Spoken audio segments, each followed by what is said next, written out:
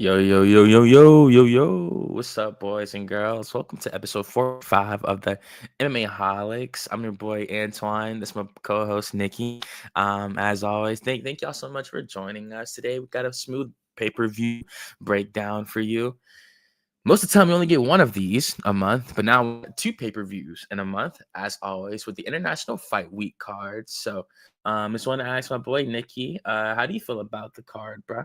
If you want to give your opinion on it, I know that also off the top, y'all, Nicky is having a little bit of Wi-Fi issues. So if you see him freeze up or anything, that's because he had to go fix his Wi-Fi for a second. Y'all know how this stuff can go when you're doing live shows and stuff like that. So until Nicky comes back, I do want to scan the card just a little bit. You feel me? So even looking at it, got a regular start time of 6:30 on a Saturday night. I got work on Saturday, but I work from 8 to 4, so I'll get to a pretty good time. Um, I do like to try to, get a gym run in before watching the fights because I know like on the nights of the fights, I'm always gonna eat a lot and stuff like that. Maybe get a drink or two and stuff. So I'm always trying to hit the gym before a card. But having work right before, like it's gonna make it kind of hard. But either way, I'm gonna make it work. Got to give love to Marlon, who's already in the chat. Thank you so much for joining us, bro. He asked the boy Ilya. That's who he's picking, most definitely. He's not the only one. If y'all go ahead and check Topology, of course, not breaking down the fight just yet, but wanted to just show y'all how the people are feeling. Even while I do this, how do you feel about the main event and like the card itself? It's the International Fight Week card, so it's actually supposed to be a big deal. Some people think it's one of the lighter International Fight Weeks that we've had in the last 5 years, which I kind of agree. But I still think it's a good card nonetheless. So, but how do you feel about this year's International Fight Week card? Also, before you go, knocking out Charles, the 98% of the 83% victory margin. So most people got Charles getting knocked out on Saturday, but we'll see how it goes. Some people still riding with Oliveira, thinking he'll mainly win by submission if he beats Ilya. So we'll see how that plays out. But Nicky, how do you feel about the fight itself and the whole card as a whole? Oh yeah. Well, sorry for the technical difficulties. That was crazy timing as soon as we started. No, you're fine, man. Just keep the show going. If I'm in and out, I'll be back in a second. But hell yeah, bro, this fight is insane, dude. It's really cool that they are fighting for a title and not just a regular fight. I know there's a lot of talk about if Islam was there that Ilya should fight someone before he gets to the belt, and Yep. the fight just has too much to it to not be for something. A lot of fights in the UFC they're too big to not be a title fight. Some fights need to be a pay-per-view main event, and I know you can't do that without a belt. So I'm actually really glad that the belt is vacated for this, because it's the same thing with Volkan Lopez. That fight was too big and it needed a belt, and this fight is the exact same way. Um, it is a very wide line, respectfully so. But I do think I believe like in MMA, I believe in Charles Oliveira. Not saying that I'm picking him, just saying that I think it's still a competitive fight despite the odds, because everyone knows what Charles Oliveira is capable of. And we'll get to the breakdown later, but I do think it's a really good fight. Yeah, man, me and you both. Gotta give some love to Charles, man. You're the former champion. A lot of people just got him getting dog walked for some reason. Like I told Nicky, around the time when he first started, if you ever see someone that's a minus 400 favorite or anything like that, most of the time they got you losing by a pretty big margin. Like they got you getting dog walked. You actually said that on the last breakdown with the Kayla Harrison and the Juliana Pena fight, because Kayla was like a minus like 1800, something like that. And she definitely lived up to that. She definitely made it look pretty easy in the cage. Got to give love to Harrison and Nicky. He picked her in that fight. So got to give love to the boy Nicky for making the right pick in the last co-main event on the last pay-per-view. But I want to thank y'all again for joining us. I know how it goes. Go ahead and like, comment, and subscribe. Feel free to put anything in the chat as long as it's just talking about it's anything really, movies, video games, whatever y'all want. Just always be respectful. Yeah, we're gonna go ahead and climb this mountain of a review. Starting right now in the welterweight division, we do have Nico Price versus Jacoby Smith. A lot of people do like Smith in this fight. As you can tell by the odds, he's a minus 1,400 favorite, which really goes to show you how many people are really feeling him going into this. But I do want to start out with the veteran, the high Nico Price. Now he's coming in 35 years old now. Like Nico is pretty up there, even in terms of the welterweight division. That is up there. Not everyone's a Kamaru Usman where you can do good at 38 years old and take down a young contender like Buckley numerous times. As you can see, he is 8-8 inside the UFC. Just going into his last recent performances, he did lose to the Makarembo by decision. Looking back on it, it's pretty good that he lost it by decision and didn't get knocked out or anything like that. Because we have seen Thimba, like that's really most of his performances, at least from what we've seen. He's really been more of a striker, but we know that Nico still has a good of enough chin to at least survive a Thimba Garembo. He beat Alex Morono. Not many people are high on Morono like that nowadays, so don't really know how well you can really rate that victory to take it away from him. But still, in this loss right here, I think it really showed you where Nico's really at in his career. The Robbie Lawler fight, even at this point in time, I think some people were picking Nico. He was a minus 235 favorite going into this fight, and Robbie knocked him out. It was like 39 seconds when he put him to sleep. Of course, that was Lawler's retirement fight. You can only be happy for Robbie. Not trying to shit on Nico or anything like that, but I mean, be almost a minus 300 favorite and get slept like literally in 40 seconds like that. It's just not a good sign. And of course, he's fought the who's who. His last knockout was over James Vick, so that's kind of that is a really bad sign, to be quite honest with you. But not to really spend too much longer on this fight. You guys see Jacoby Smith, he's undefeated. He's been great. He's been sleeping dudes, left hook, ground and pound, punches. He's been murdering dudes in the cage. Excuse my language. So I'm really high on Smith. Always thought he was good, even from his first fight, even on the regional scene, really. And I do think the line is indicative of his performance in this fight. I think at 29 years old, that's the biggest thing for me going into this fight. He's in his prime right now. He's not coming in as some young green dude. Just because he's 10-0 doesn't mean he doesn't have a lot of fighting experience. I think 29. He's in his prime right now, entering the UFC. I think this is like what? This is like his yeah. He looked great on Contender Series when he knocked out Christian Savoy, the 10-1 fighter, and then he knocked out Preston Parsons as well. And that was just 5 months ago. So this dude's super active as well. Yeah, man, I was gonna go with Jacoby Smith to continue on with the win streak in this fight. It just really depends how he gets it done. Of course, Nico has a bag of tricks. He's a really savvy veteran. He's definitely fought the way better competition amongst the two. But I think I'm really gonna bet on potential in this one, and I think that Kobe can really get it done in this one. And I do think Jacoby Smith's gonna get it the first round knockout to kick off UFC 317 and get the crowd feeling pretty good about the night ahead.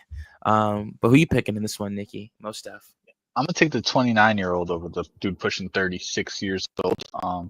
I mean, I remember when Nico Price fought in that International Fight Week, dude. People thought he took a fall in that. I remember that. I remember opening up Twitter and everyone was like, "Oh, he didn't really get knocked out. He took a fall for Robbie Lawler and all that." That was a really bad knockout, and yeah, like that's kind of been the trajectory of his career since then.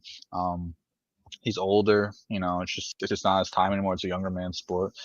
Jacoby Smith, I mean, I'm pretty sure he's an All-American wrestler, but he's like a really good striker too. He has a lot of knockout power. He's young and he's super athletic. I'm definitely taking Jacoby Smith to win this one by a first-round knockout. I don't see him needing to wrestle in this fight. It only gives Nico a chance at like a guillotine or something. I don't think he would even try to wrestle unless it's deep waters and it passes the first round. But I have Jacoby Smith standing up in the first round and just knocking him out. Easy bet, I feel. Yep. Hey, I'm pretty sure that's most people's lock of the night at this point. Again, no disrespect to the hybrid. He's fought the who's who, and like I said, I just think off the stylistic matchup, it's a nightmare matchup for sure. And I do think it's gonna be a first round KO. Just like the point Hardbar MMA just said in the chat. Thank you for joining us, Hardbar MMA. Shout out to you, my boy. Thank you for joining us again. I really appreciate you. And yeah, I'm going to the second fight of the night. Got the heavyweight fight pretty early night, if you ask me. Normally, this is like the feature prelim or like the pay-per-view opener or something like that.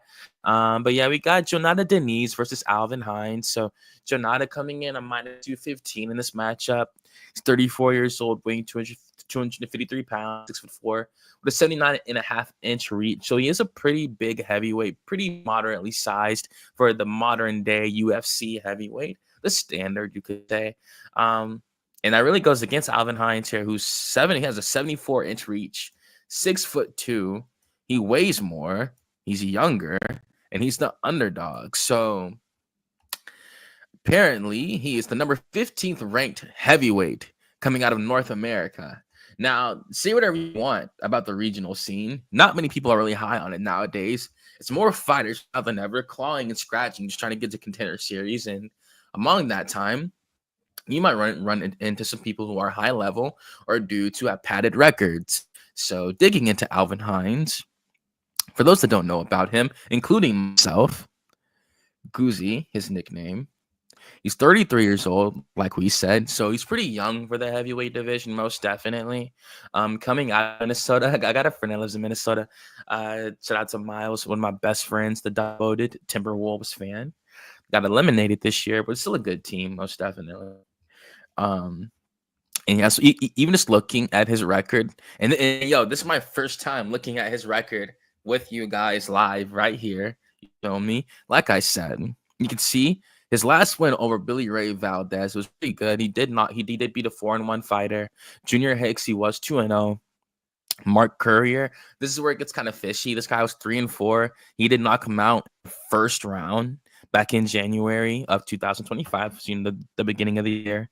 And outside of that, I mean, beat a 3-0 dude, 1-3, 2-0. So of course you fight who you're given, and he is finishing all these guys. I will say that he is finishing dudes. If you look, he's barely been to a third round. He has yet to go to a decision.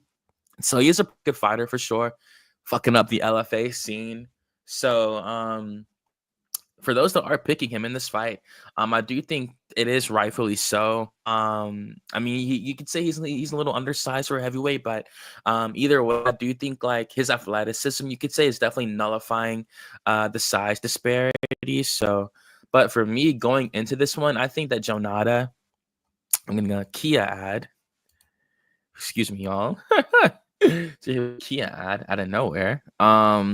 So I mean, but yeah, like I said though, for Jonata, this guy's definitely fought the better competition, most definitely.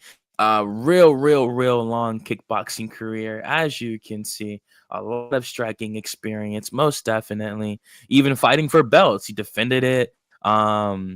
All that kind of stuff, and then he lost that fight trying to get that belt. I mean, but still, just a lot of kickboxing experience. Most definitely, always love to see these guys have whole careers before even immersing themselves into mixed martial arts. And when he finally started MMA, you can see all these finishes: first round finish, second round finish. Of course, and the usual 11-8 dude with a BS record, you could say. Did finish a 7-1 guy, 12-4, 10-1. Carl Williams.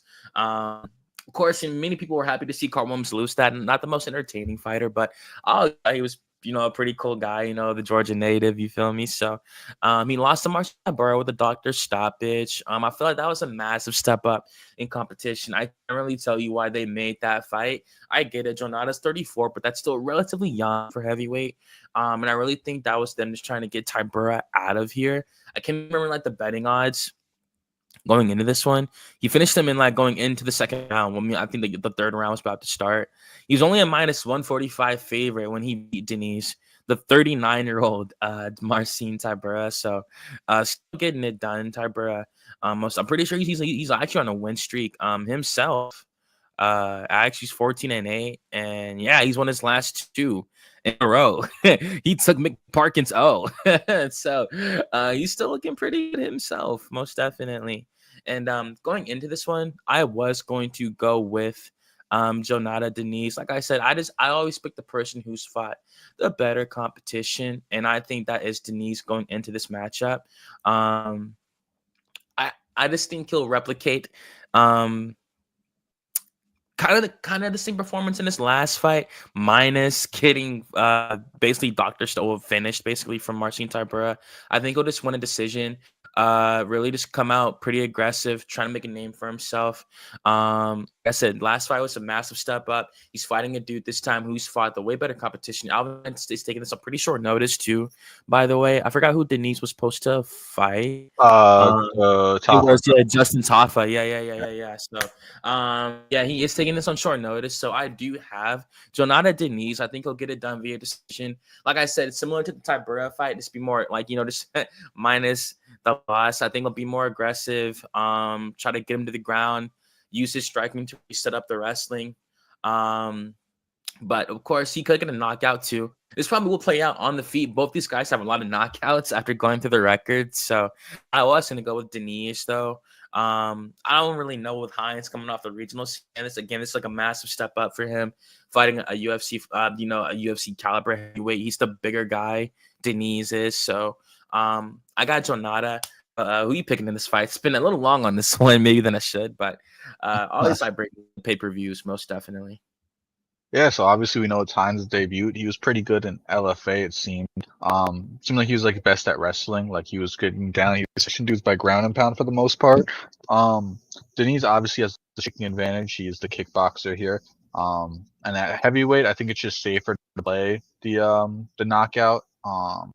I don't think this will be a big wrestling fest. Denise should be able to get him out. He's a good fighter. The step up was too big. I called it instantly. I knew Tybura was better. I knew instantly when I saw that. I did pick Tybura in that fight. I was like, it's 100% a fraud deck because it was just an insane step up. So yeah, I'm gonna go with Denise to win this one by knockout. But I think Hines is good. He does seem like he was pretty, balance of a heavyweight in LFA. So. Mm-hmm. Yeah, for sure. And I just think it's a matter of him taking the opportunity. You can't turn it down. Like I'm always asking my friends, like if Dana called you, and I mean on 2 days' notice, are you taking the fight up a weight class? You're taking that. You feel me? You're coming off the. I mean, as a fighter, you're supposed to always be training, but of course, fight shape is always different. And I mean, you're not gonna turn that down. Hopefully, Alvin Hines can go on to have a great career in UFC after this. I think he'll go down in weight eventually. He is 260, so that would be 55 pounds he'd have to lose to go to 205. We saw Chris Dawkins do it, who went back up to heavyweight after that on the regional scene. But I do think he could make a name for himself. He is a pretty talented fighter, even from his regional scene performances. So we'll see how it goes, though. But for this matchup right here, I'll be pretty honest. I'm really surprised it's happening. I'm pretty sure like Cedricus Dumas got like arrested or something like that. Like if I had like it was something like that. I know for a fact. Like if I could like go to like the internet right quick. Like hold on. Like 1 second. Let me share this tab. I'm really trying to see. Like I'm pretty sure. Cause like I mean, yeah, despite home invasion, like I mean, hey, I don't judge no book by its cover ever. You feel me? Ever. Like I'm never like that. And you have to be a certain type of individual to want to run into a cage and fight a man, even for $50,000, $100,000, whatever. But for him to allegedly have robbed somebody's house and to be on a UFC pay-per-view like 2-3 weeks later, that's pretty crazy. I'm not gonna lie. Like the fact that Dumas is actually on the card, it's pretty remarkable to me. But like I said, though, I don't judge him by its cover. This man is a professional athlete when it comes down to it. And hey, maybe the UFC, maybe they're trying to get him out of here. You know. He has lost his last 2 fights. Ooh, excuse me, y'all. I stopped my screen share. Please forgive me. He has lost his last 2 fights, and either way, I do think that they see the talent in Cedric Dumas. I think that at 29 years old, 6'2", with a 70-inch reach, he's just now creeping into his prime as a fighter. And again, I'm I can't tell you why he's on this card, but again, that's what it is. Keeping it with the matchup, he's fighting Jackson McVeigh, another regional scene fighter, 6-0. This guy's 26 years old, so he's really young. Apparently, he's the 14th ranked middleweight coming out of the Midwest in America. So, those of you who live in St. Louis, Chicago, all those places, most definitely. For Iowa, most definitely. We'll see how this guy fares. You feel me? He is 6-0, like I said, but just digging into his record just a little bit more. Even trying to assess his skill set. Excuse my lagging, by the way, y'all, on my computer. Please forgive me. His last win was over Mateo Gardner, a 4-1 fighter. James Regina was 1-1. And outside of that, he had some canceled bouts. Ben Fowler was into. I mean, it's really just some regional scene competition. No real need to really spend too much longer on these regional scene guys, to be real. But I do think Cedric Dumas is going to get the victory here.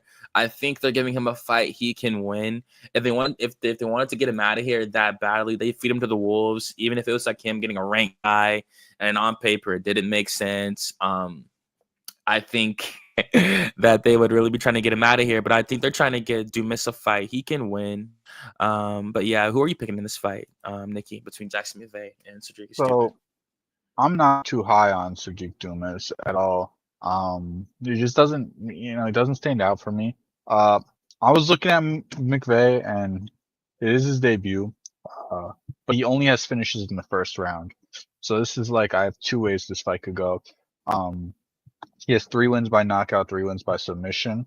I would say that I'm going to pick McVeigh to win by sub round 1. If that can't happen, if it goes past round 1, I lose all faith because he's never been in a pro fight past 1 round. So then I would just take Dumas because he's been here before. But I'm going to go ahead and pick McVeigh to win this one by round 1 sub. Whoa, okay. I don't think he's getting the fight for no reason. I don't think they're just like, hey, let's go look over here. This guy right here. I mean, he's 6-0. Let's just have him so he could lose. I mean, 6-0. There's obviously something promising there. He's finishing all his fights in round 1, and the line is awfully close. I think he can. I mean, Dumas isn't like some kind of worldly talent. He hasn't like proven that he could just get anyone out there. Not at all. Yeah, so I mean, it's a 50-50 fight. Like I said, in the round 1, I'm leaning towards McVeigh. He's finished everyone he's fought in his professional career in round 1. Past round 1, then yeah, I'll give Dumas the credit of being the veteran. Or, I think in this fight, old, whatever that means, Oh no, fine, nah, man. That was a great assessment. I think for this is kind of like a regional scene fight in the UFC, kind of like that's what I see this as, kind of. Not disrespecting these two gentlemen, not at all. Jackson McVeigh just worked so hard to get here. I just think that I don't know. I get to see these two guys fighting on a regional scene card out in Nebraska or something. But going to the next fight, T-Rex versus Vyacheslav Borshev. This is a close one. I see a lot of people on Twitter disrespecting Terrence McKinney, in my opinion, that they forget he can wrestle himself. He can actually grapple. And we know that is Borshev's weakness, as we've seen in all of his fights, really. That can get him to the ground. He isn't really able to get back up like that. So he's a great striker, fairly durable. We saw Chase Super put a beating on him, and he was able to withstand all that punishment. And with Terrence McKinney, he does have the fast knockout in UFC in lightweight history at 7 seconds when he knocked out Matt Frivola. I'm pretty sure, I think that was a New York card, something like that. That was crazy. When he did that was crazy. When just seeing Matt's body just drop and that was just so crazy. But yeah, man, I don't want to spend much long on this fight either. I think it's a close fight. The odds indicate so, but Terrence is a pretty decent favorite at 195 for all you bettors out there. For me, I was going to go with Terrence McKinney. I think it's a victory. It's just too apparent. I think he's going to get the fight to the ground pretty early. If he had learned now at 30 years old, since being here from a young age, I do think he will finally start to implement the game plans that he should in his fights, rather than come out with a crowd-pleasing style. So I think he's going to take him down to the ground pretty early and get the submission in the first round. All right. For me, I was gonna take McKinney to win this one by a round 1 sub. He obviously has the first round finish threat. That's like McKinney's whole gig. But the question with him is the grit in the later rounds. He obviously has a really good takedown threat, like you said, and Borshev has pretty awful takedown defense. But he has the striking advantage over there. It's another 50-50 fight that probably ends in the first round. McKinney lives by the same sword he dies by, so he's either going to finish you in the first or he's going to get finished in the first. Yep. And that's just how it goes, really, for the most part. Going into the next one, Viviane Araújo versus Tracy Cortez. Lovely ladies on this one, for sure. Of course, I was gonna start with Tracy Cortez in this fight. Now she has had a fair amount of injuries in her last few bookings. And kind of difficult for her to make it to the cage, but when she's in there, she's always been a pretty good fighter. In my opinion, at least I know some people like to look at her more than like to watch her fight. But I've always thought she was a good fighter, even before she was dating Brian. I thought she was good when she first came on the scene. Coming off Contender Series, I went over Maria Agapova, which isn't that good looking back on it, but was a good victory at the time. Also has a victory over Stephanie Egger. Justine Kish, she did miss weight for that fight. That was 4 years ago, though. She beat Melissa Gatto, who was undefeated at the time, and she has a win over Jasmine Jastavicia, which looks great now, looking back on it. And yeah, she lost to Rose Namajunas, which she did take that fight on short notice because she was supposed to fight Miranda Maverick, and Rose was gonna fight Macy Barber, and Barber pulled out, and then Tracy stepped in to fight Rose, and of course we saw her lose that fight. But she didn't get a chance to really dive the matchup, train for like how she should have gotten the chance to fight of that magnitude against a future Hall of Famer, most definitely. So yeah, and for this one, I do think that Tracy can get the victory. I think she can implement the grappling in this one. She has the reach disadvantage in this fight, so I think she's gonna play it smart and to try to make it dirty boxing, clinch her up against the cage, like do some foot sweeps, trips, anything to really get the fight to the ground, like hold her there, get the control time. She can get subs and get a little bit of ground and pound here and there. But I think she's really more of a controller. She does have 9 wins via decision. She has 1 knockout and 1 submission in her entire career. So mainly if winning by decision, as I always like to say. But she is a good fighter, always thrives on efficiency. And I think she's gonna play it smart, get the fight at the ground, control her, and win a close fight. Honestly, I think it'd be like a split decision. But I got Tracy Cortez to win this fight. Cool. Real quick, dude, it's gonna be 98 degrees tomorrow. This is ridiculous. I don't know how it is by you, but we are getting a nasty heat wave up here in New York, and it is crazy. I was sitting in the AC for 6 hours at work today. When I walked out, it was just disgusting, dude. Yeah, it's 90 in Atlanta right now. Terrible. But we'll keep it on track here. Yeah, for this fight, I think Tracy should be able to win this one. I think she has the striking advantage in this one. I don't think there's a knockout threat for either. There's a chance at a submission. Not a big chance, but it could definitely happen. I think this fight does end up as a decision. I don't think Tracy chases any subs or anything. Vivian just mostly high pressure and gritty. That's what she's going to bring to this fight. But I think Tracy's good enough to work around that and not just get walked down and jabbed to death. Her eyelash doesn't fall out in this fight. Remember that happened in the last one? That was funny. Like, what the hell is that on the cage? But yeah, the last fight was a tough one. Obviously, she fought Rose. Rose is Doug Rose, You can't. That's one of the fucking best female fighters in the world, in my opinion. Still, I think she's a championship. I think she's a championship threat. So, yeah, man, I'm gonna take Cortez to win this one by decision. Also, with her though, what's interesting is I think she's on a different path than she should be. I'm not gonna say that she doesn't have the drive, but she definitely became a big celebrity. And I'm not just saying that because she's hot or whatever, and everyone's a fan of her. But she's definitely really marketable, and the UFC has her at all the events. I mean, if there's an international fight, if she wasn't fighting, she'd be there for the event, for like a fan expo, something like that. Yeah, and and she's on the big commercials now with the what is Jose it? Jose Cuervo, Cuervo, dude. I saw that on her tequila. Instagram, and now I'm finally seeing the commercial for it. I mean, she's becoming a pretty big celebrity, and she's been one for a while. So I'm not gonna say the drop isn't there, but I think it's definitely derailed of where she was heading. Because I mean, she's obviously, she obviously had a chance to go big. I think she's going big in her own way, But Because she's still young. Like, how she old just is she doesn't now? fight Like much, dude. She does not 31. fight much. Look at this. 4 years, 3 years. She's fighting maybe once a year, taking a year out. She's not fighting much. That's what I'm trying to say. For sure. And like she's 5-1 inside the UFC. So it's still got a pretty good record. And yeah, man, she has to win over Aaron Blanchfield. That was a really close fight Yeah, that on was the right region. before she got to the UFC, right? That was her last one. Uh-huh. It Yeah, was super duper close. So she can always cash and that that's a great ticket. win. For sure. And and they would like I'm pretty sure Aaron would love to get that rematch back. Love to get that loss back for sure. And the UFC would love to put Tracy in the big spot, the main event on TV. So eventually she will have to answer to the call, for those who do want her to fight more like yourself. She will have that big fight, that big step up where it's going to test and see how much of a martial artist she really is. Of course, she's a diehard martial artist, that. But just like how her ceiling, rather, how far she can really go in the Ultimate Fighting Championship. Yeah, you could be as great as you can, but you still got to step into the octagon and prove it. That's the final steps. Like she is great. It's probably like better than we see because we don't see her much. But like the final step is getting there and winning and rising to the top of the division. So that's It's the final funny. step.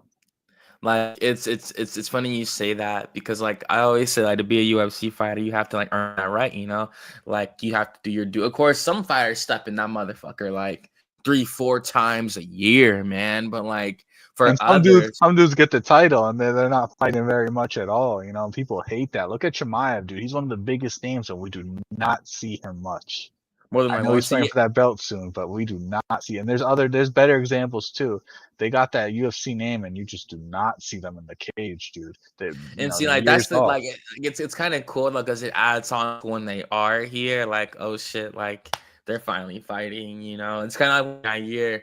Yair, like between like 2020 to 2022, he hadn't fought for a long time. And before that, 2017, 2018, 2019, he was super active, and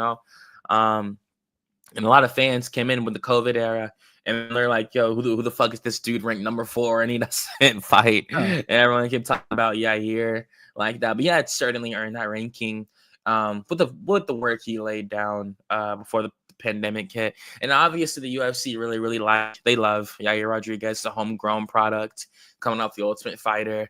And they want to put him in whatever position possible to become the champion, as they know at 32 years old, they can still make a lot of money off Yair Rodriguez for sure. And yeah, man, even going into this next one. But now the thing I was gonna say though, you have to like earn the right to be a UFC fighter. And like it's like for some people, when that phone rings, it's kind of like, oh man, it's like the UFC calling, it's kind of like secret, like like the Men in Black, so to speak. Like now you have to go, not pay a bill, kinda, but like defend your ranking, like defend your spot. You feel me? Like UFC fighters travel, they come from all over the world, man. And you're fighting these dudes. So y'all meet at these places because y'all fight for this organization. Like it's super conglomerate when you really think about it. It's really world class, most definitely. And going to the next fight, Hyder Amil versus Jose Delgado. Now, this one's pretty interesting because Hyder Amil has continued to withstand the test of time. At 35 years old, this guy continues to look like he's in his prime right now. He's taking O's, UFC O's, real O's. It doesn't matter. He beat Gomi in his last fight. It's off the pure aggression. He's a good fighter. I've always thought he was pretty solid. Only thing about it, though, everyone's always talking about his age at 35. I don't really go off that like that nowadays. I think it's different with the modern landscape inside the UFC. I think these dudes are like the best athletes in the world. So in terms of martial artists and stuff like that, so they keep themselves in shape. And just because you turn 36, 37 doesn't mean you're going to automatically slow down and stuff like that. Don't get me wrong, like those training sessions are brutal and it is hard to go, but it's really the injuries that get the fighters for real, in my opinion, rather than like the old age and stuff like that. So going into this one, Hyder Emil versus Jose Delgado. Like I said, Emil, he is 11-0, undefeated, with 6 wins via KO, 4 via decision, and 1 via sub. He's 3-0 inside the UFC. Got a win over Freddie Garcia, knocked him out. Got a win over Jiang Yeon Lee. And B. William Gomi. So all 3 good prospects, all younger than him. Well, outside of Fernie Garcia, but that Gomi went definitely really good in my opinion. That was a split, so that barely went his way. I still think Gomi's a really, really good fighter. He's just learning to sit down on his punches more and stuff like that. He just turned 28 this summer, so he's still super young himself, William Gomi. And yeah, I mean, I think Emil, I mean, they keep giving him these prospects, man. And I get he's 3-0, but at his age, you would think they would finally give him a fight that could really get him up the rankings and put him where he should be for 35 years old. But like I said, it doesn't matter. He can still be a 35-year-old prospect. Like it is what it is. But going into Jose Delgado, I do think Delgado is pretty good striking style. Really like it. Super dynamic. 100% finishing rate. Has not gone to decision. Has not won. Well, he's lost a decision. He's never won a decision. So he does have a 100% finishing rate, whether knocking you out or choking you out. So pretty devastating fighter, if I do say so myself. Yeah, this fight's gonna be pretty fucking crazy. The more I look at it, this is gonna be pretty ridiculous, most definitely. And the fact that it's on the prelims really lets you know this is a pretty good card. This is probably the one to watch. For those of you who toke, I would definitely roll a fatty for this one for sure, because it's gonna be pretty insane when they face in the cage. Most definitely. For those of you who are working hard throughout the week and y'all want to kick back this Saturday night, like your boy myself, and Nicky, too, definitely get ready for this fight because it will be pretty crazy. Going into my pick. It's close. It's really close. I was gonna go with Jose Delgado. I do like Delgado.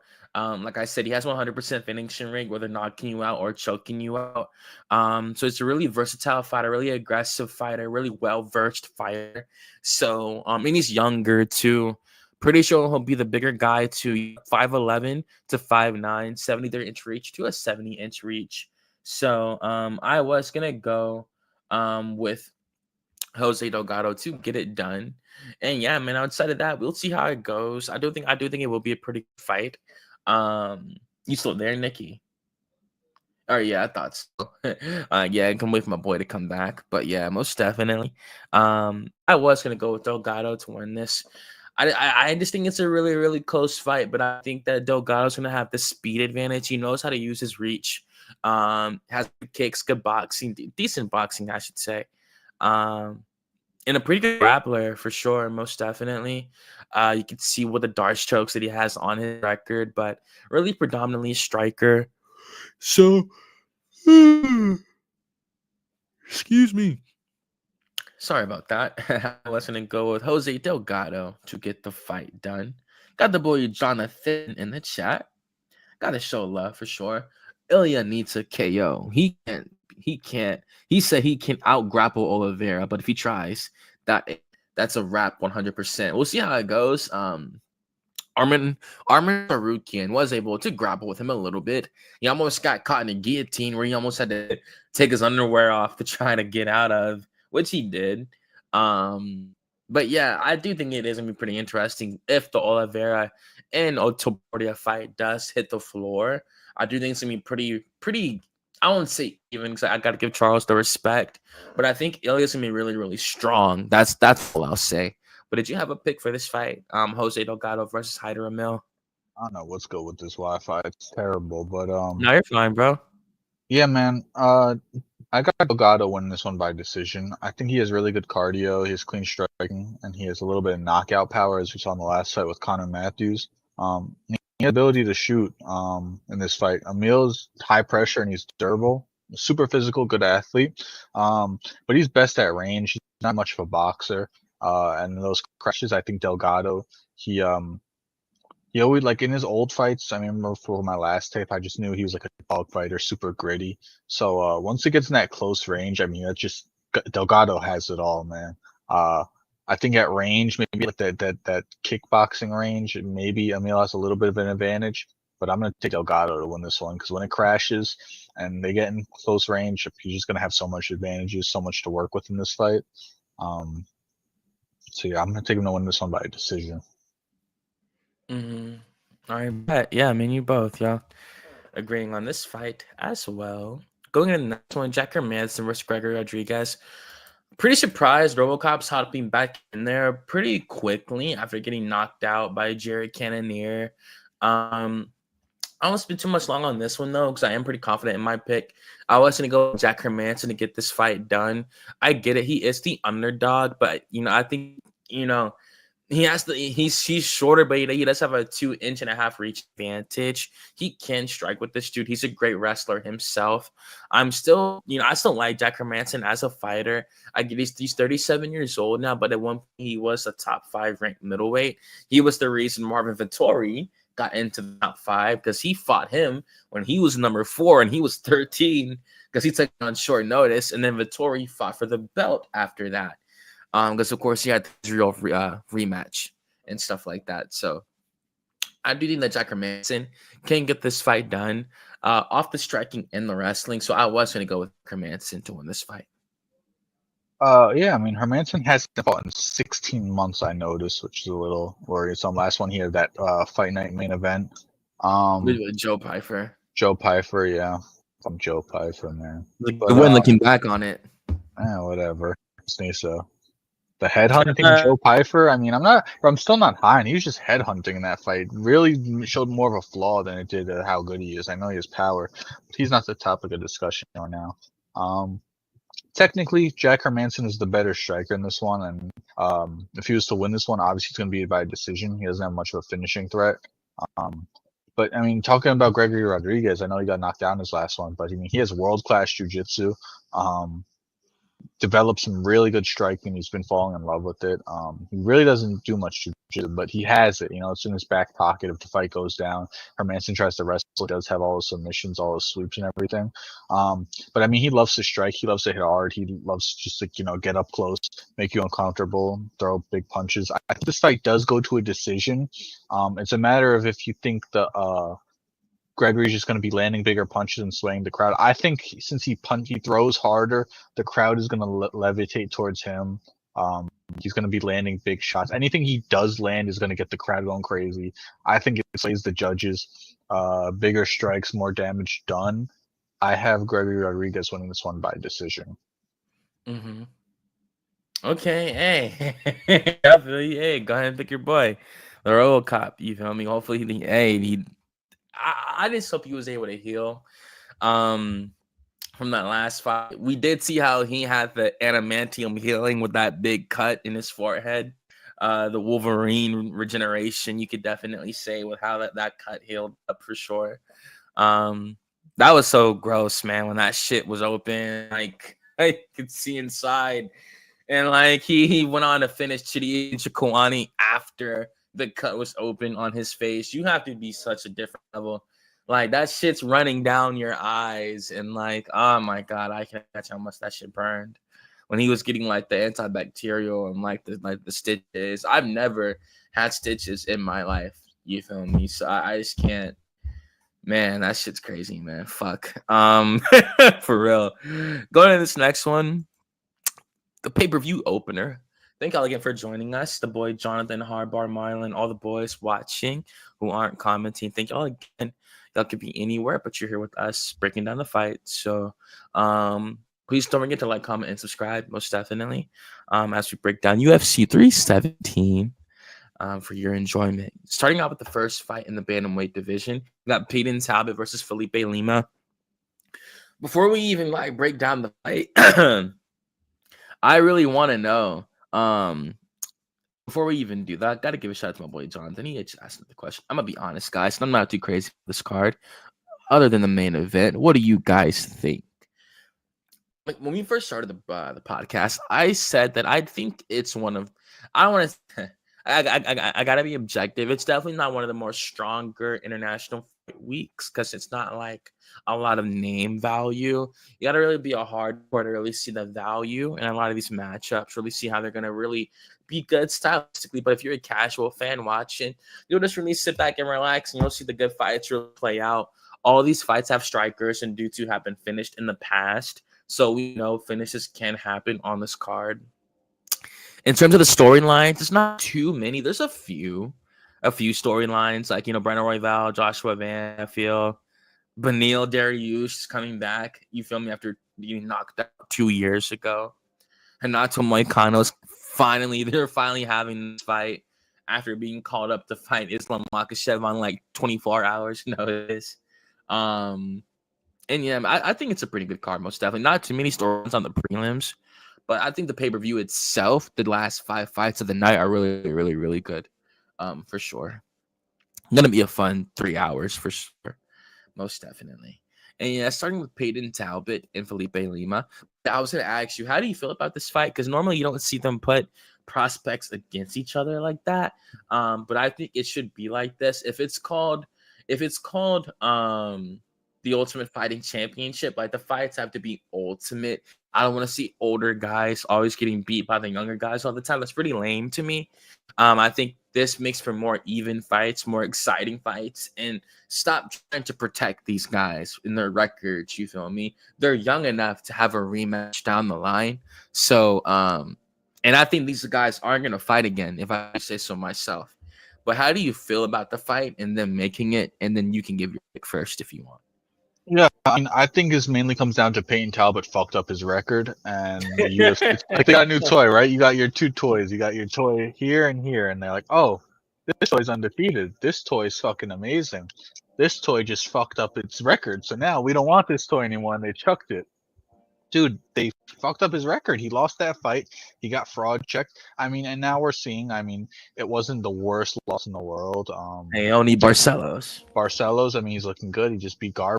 So it's not the worst loss in the world, but the undefeated isn't there anymore. So I think this fight does make sense that you could put two prospects against each other. Going into it, this is a really good fight. That's a great way to start the main card. Now, the original matchup was Peyton Talbot versus... No, this was the original matchup? Or no, this just got added. Talbot didn't have an opponent. This just Lima just got added recently. Yeah. This was added like I think 3 weeks ago or something like that. No, way more recent. I'm pretty sure. Because I remember seeing the card on like a Twitter page and it said Payne Talbot versus question marks. This had to be really recent, I feel. But even so, I mean, dude, Lima's like fucking really cool. If you ever watch his fights, and anyone who hasn't, I would go watch some of his old fights because he's an entertaining fighter. He does a lot of snappy kicks. His kicks remind me like Umar's kicks, but the thing with him, he doesn't really set them up much. He kind of just throws them to the body, throws them to the leg, throws them to the head. He loves his switch kicks. They look really cool, but I'm not. It's like deceiving because he doesn't do anything to set them. He just throws them kind of empty a lot. He's young though. He's 27. He has a lot of time to develop. I think he has great cage work. He has very strong guard retention. I saw him in the last fight. I mean, he's really good in the guard on the ground. He switches stances a lot in the cage, kind of throws off the fighter, sets up stuff like that, which is interesting. And he's super strong in the clinch on the cage. You know, he's just controlling. It's really hard to keep him against the cage. He's going to have you against the cage if they're in that battle with Talbot. Payne Talbot, we'll just say his last fight was a bad night, and brush that off your shoulder because I don't think that defines him as a fighter. It was a hard matchup, is all. He's a great counter striker, and he has the body advantages like the reach, the arm reach, leg reach, the height in this. But I just think Lima has more skills inside. I'm taking Felipe Lima to win this one by decision.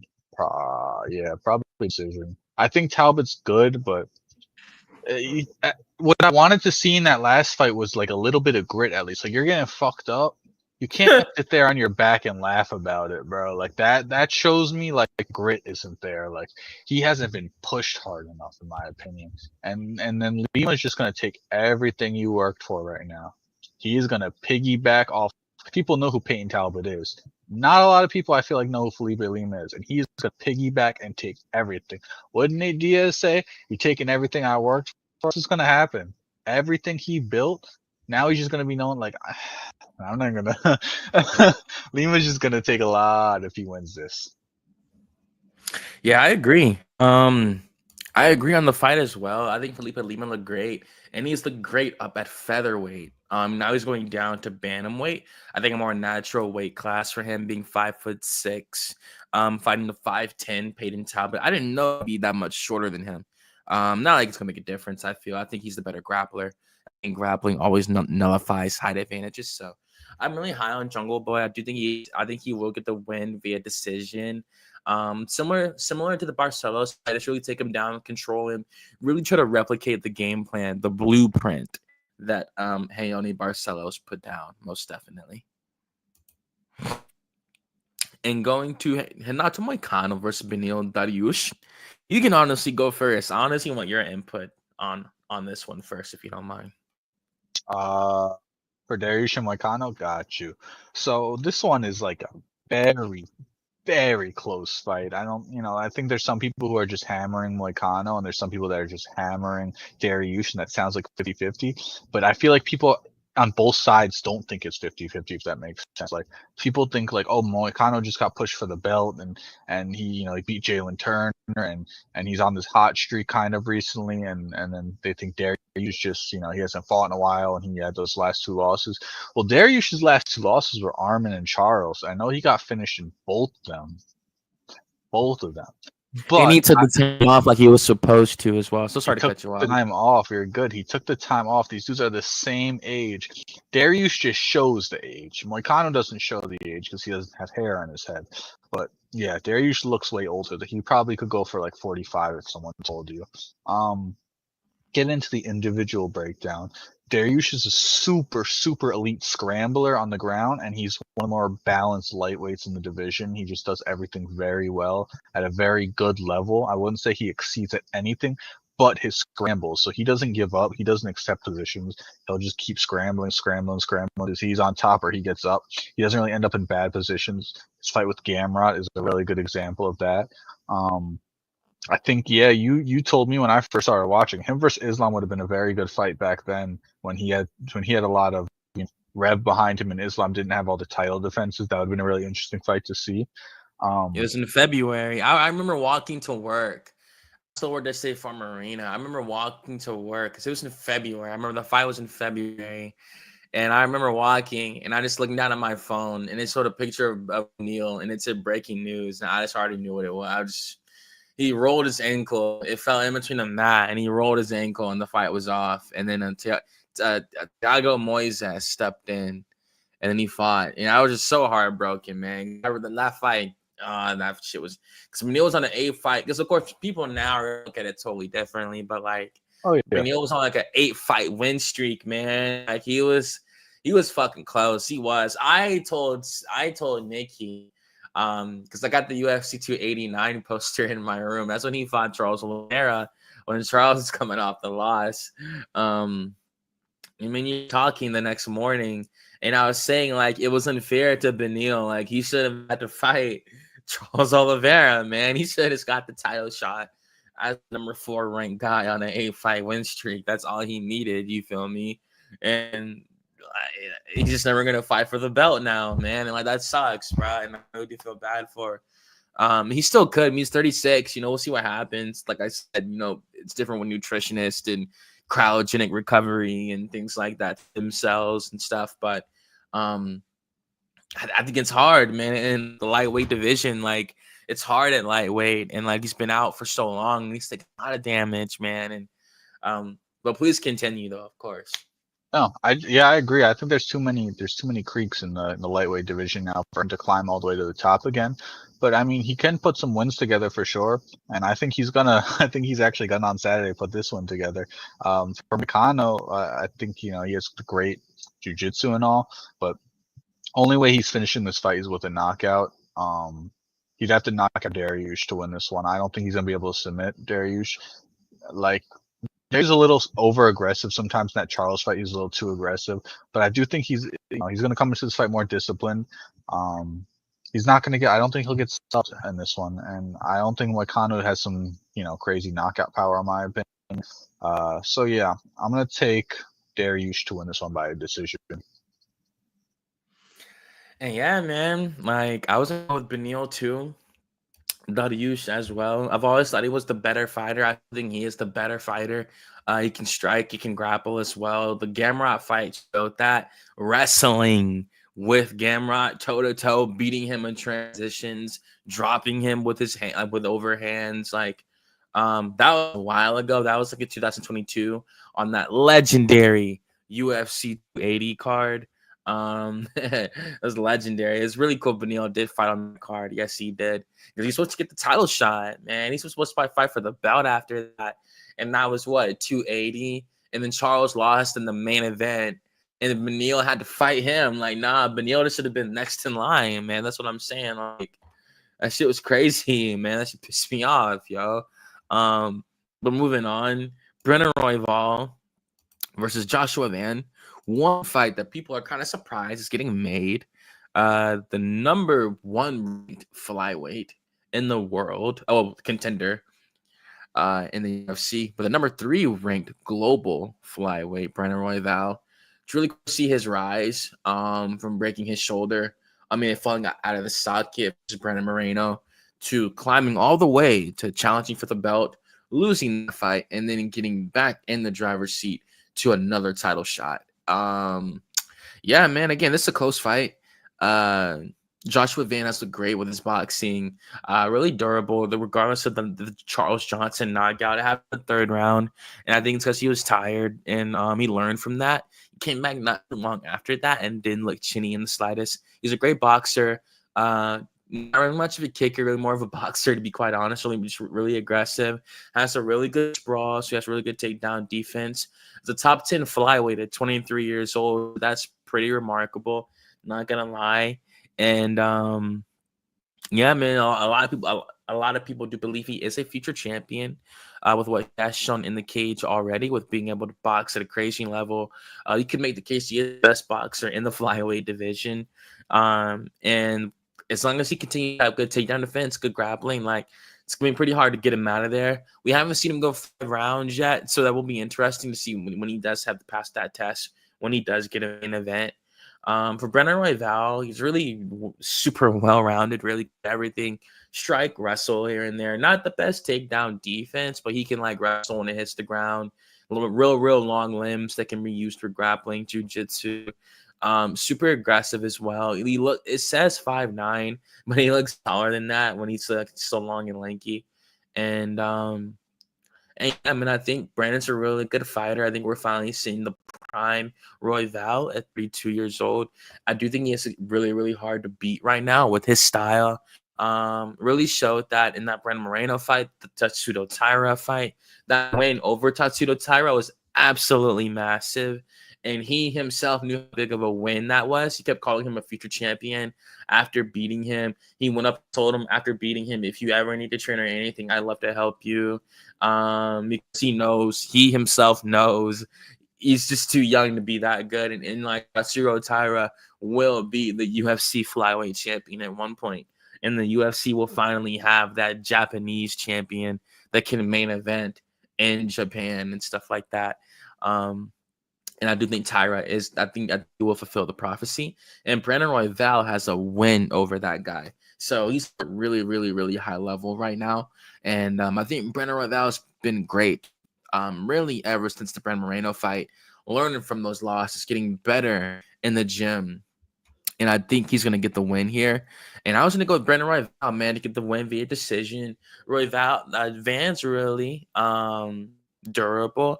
And I think this fight's actually going to deliver. I think it's going to be really, really exciting. I think Van's going to have to close the distance and try to make Royval tired, try to gas him out off the footwork. And that's going to make for an entertaining clash of styles. So I was going to go with Brandon Royval to win this fight via decision. I like it. I like it. Also taking Royval to win by a decision, and I'm a big Joshua Van fan. But I got a big write up on this one because I was really interested in this, and I want to get all my talking points out on this because Joshua Van is taking this on short notice. But he's fighting, in my opinion, regardless of rankings, the clear #1 contender in flyweight right now. He is the best flyweight besides the champion. Right now they have Moreno ranked at 1, and I don't agree with that because he did beat Moreno most recently, and their trilogy, I think that was, or was that a 2-fight? They fought twice, and they haven't fought a third time. That They're was the going to 2. fight a third time. They Yeah. will, but Royval is ranked ahead of him in my opinion. He outclassed him in that fight. Van's clearly on track to be a featherweight champion, Fly. flyweight champion down the line. But this does seem a little fast. I'm not going to say too fast because he could very well win this, and he is right in the mix. But it does seem a little fast, and obviously this isn't it's the UFC. This is how you make a name: is you take short notice fights. But this wasn't the matchup for him. This wasn't their plan for him to fight Royval. They weren't going to book him for a Royval fight after his last win. This is just the man. This is what Dana White wants. They want him to step up to the challenge. Joshua Van's obviously, like I just said like 2 weeks ago, he's one of the best boxers in the UFC. Great combos, works the body well. It's the same thing. I say this every time Joshua Van fights. Works the body. The one different thing is his takedown defense is getting better and better. I don't think he has to worry about that in this fight. I don't think Royval is going to initiate takedowns. I think it'd be more clinch work and cage work. I think this is going to be a really good Muay Thai fight between the two. It's going to be a lot of that. Royval has insane reach on this fight and length. He's going to be able to keep himself at the end of a jab, and he throws a great one too. That's where Royval's best at. I don't know if he's worked on extending his combos because that was one of the biggest flaws in the Moreno fight was he wasn't extending his combos. But if the 1-2 is all you have, it's going to win you a decision because you're going to hit him with 1-2 and he can't do nothing back. I do think Joshua Van ends up getting through, closing the distance, and doing his stuff. But I don't know, Royval, I just think he's really good. He's a great boxer himself too, so when it gets in close, I mean, it's a 50-50 between them two. He sets up his kicks really well with his jab, Royval. He's been throwing a lot of kicks recently. In the last fight with Tatsuro Taira, he was throwing kicks off of his twos, off his ones and shit. I just think that the game plan for Royval is to keep this fight at as much of a distance as you can, because once he gets a little closer, Van is a threat. I'm going to take Royval to win this one by decision. Okay. Yeah. It's like we really agreed more than we've disagreed on this card, at least compared to the last one. Most definitely. But yeah, moving to the co-main event, the literal Ultimate Fighting Championships, as I like to say, the literal championships. Yeah, I mean, I always love watching the all-time greats in action. So, regardless of the sport, whether it's basketball, football, whatever, I always love watching Nikola Jokic from the Denver Nuggets, LeBron James, Kevin Durant just got signed to the Rockets. Hopefully, that'll actually impact them really good next season, with Amen Thompson and Paris Goon. Just all the all-time greats, Stephen Curry. I love watching Curry play, especially during the Olympics run. The season just ended, unfortunately. And now we're watching the new all-time greats play, I'm not going to get into that, though, because Nicky doesn't like it when I do that. But I was talking about, the new all-time greats and stuff. God, please don't. Please don't. Guys, he texts, at 12 a.m. randomly. 30 minutes after the last combo, he was like, yeah, man, so I think Shea might be the greatest Thunder of all time. You think that jersey goes up? And they're like, bro, can we, he just won the ring. Leave us alone with this. I don't want to talk about Shea, dude. I don't want to talk about Listen to what you just said, though. You just want a ring, Yeah, man, anyone starting with scoring title, anyone finals MVP, any MVP and scoring title bro. all in one season, I don't care. And y'all don't get it misconstrued. I'm an Atlanta Hawks fan. Not an Oklahoma City Thunder fan, but everyone calm and feel bad for him now. Nah, it's pretty funny, but I mean, the Hawks have a good young core too, and we're just developing our players. You feel me? It's pretty funny. I say that because Trey is from Oklahoma, and Trey Young is an Oklahoma City Thunder fan at heart. And yeah, talking about the title fight. Speaking of rings, Alexandre Pantoja is probably one of the greatest flyweights to ever do it at this point. Literally, you can make the case he's the second greatest flyweight of all time to ever walk to an MMA gym and say, I compete at 125 pounds. He's the second greatest person to ever do so in the history of martial arts. Now, going into this fight, he's having another rematch with someone he's beaten already. This guy's fought on the Ultimate Fighter that was like 9 years ago, back in 2016, and he beat Alexandre beat Kai France.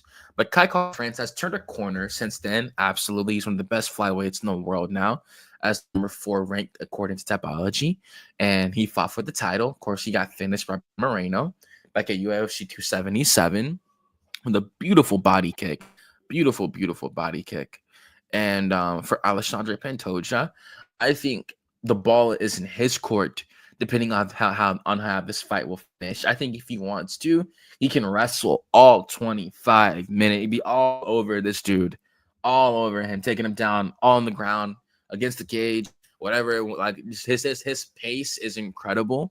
Even at 35 years old, I think he is in his prime. He also has one of the best chins inside the UFC. It is pretty ridiculous how good his chin is. No exaggeration. And yeah, man, for him to be so small, it doesn't matter. He's really physically strong. He's super fast. He's probably I've always said it, like he's the greatest grappling flyweight of all time. Just his transitions, like they're just so smooth. It's like he was like literally came out of his mother onto the mat and just started rolling around as a baby. Like that's how long he's been on the mat. It's pretty crazy. Also, got to give a shout out to Pantoja's mom. He did say when he won the belt, his mom was a single mother that raised 3 boys, including him, and now she doesn't have to work for the rest of her life. So, gotta give a shout out to her, most definitely. And for this fight, and even me saying that little tangent thing, I think that Pantoja still has a lot of motivation to continue to lay down his legacy. He still has a really big fire lit under him. He felt super disrespected when they gave him Kaya Sakura in the last fight. He didn't really let it out until after, talking about all this rise and do this and that. Like this is the UFC level and stuff like that. And yeah, man, I think he's really laying down his legacy. He has a great record at 29-5. Could be 30-5 if he wins this fight. But 4 title defenses. No one will ever catch Demetrius Johnson. It's never gonna happen.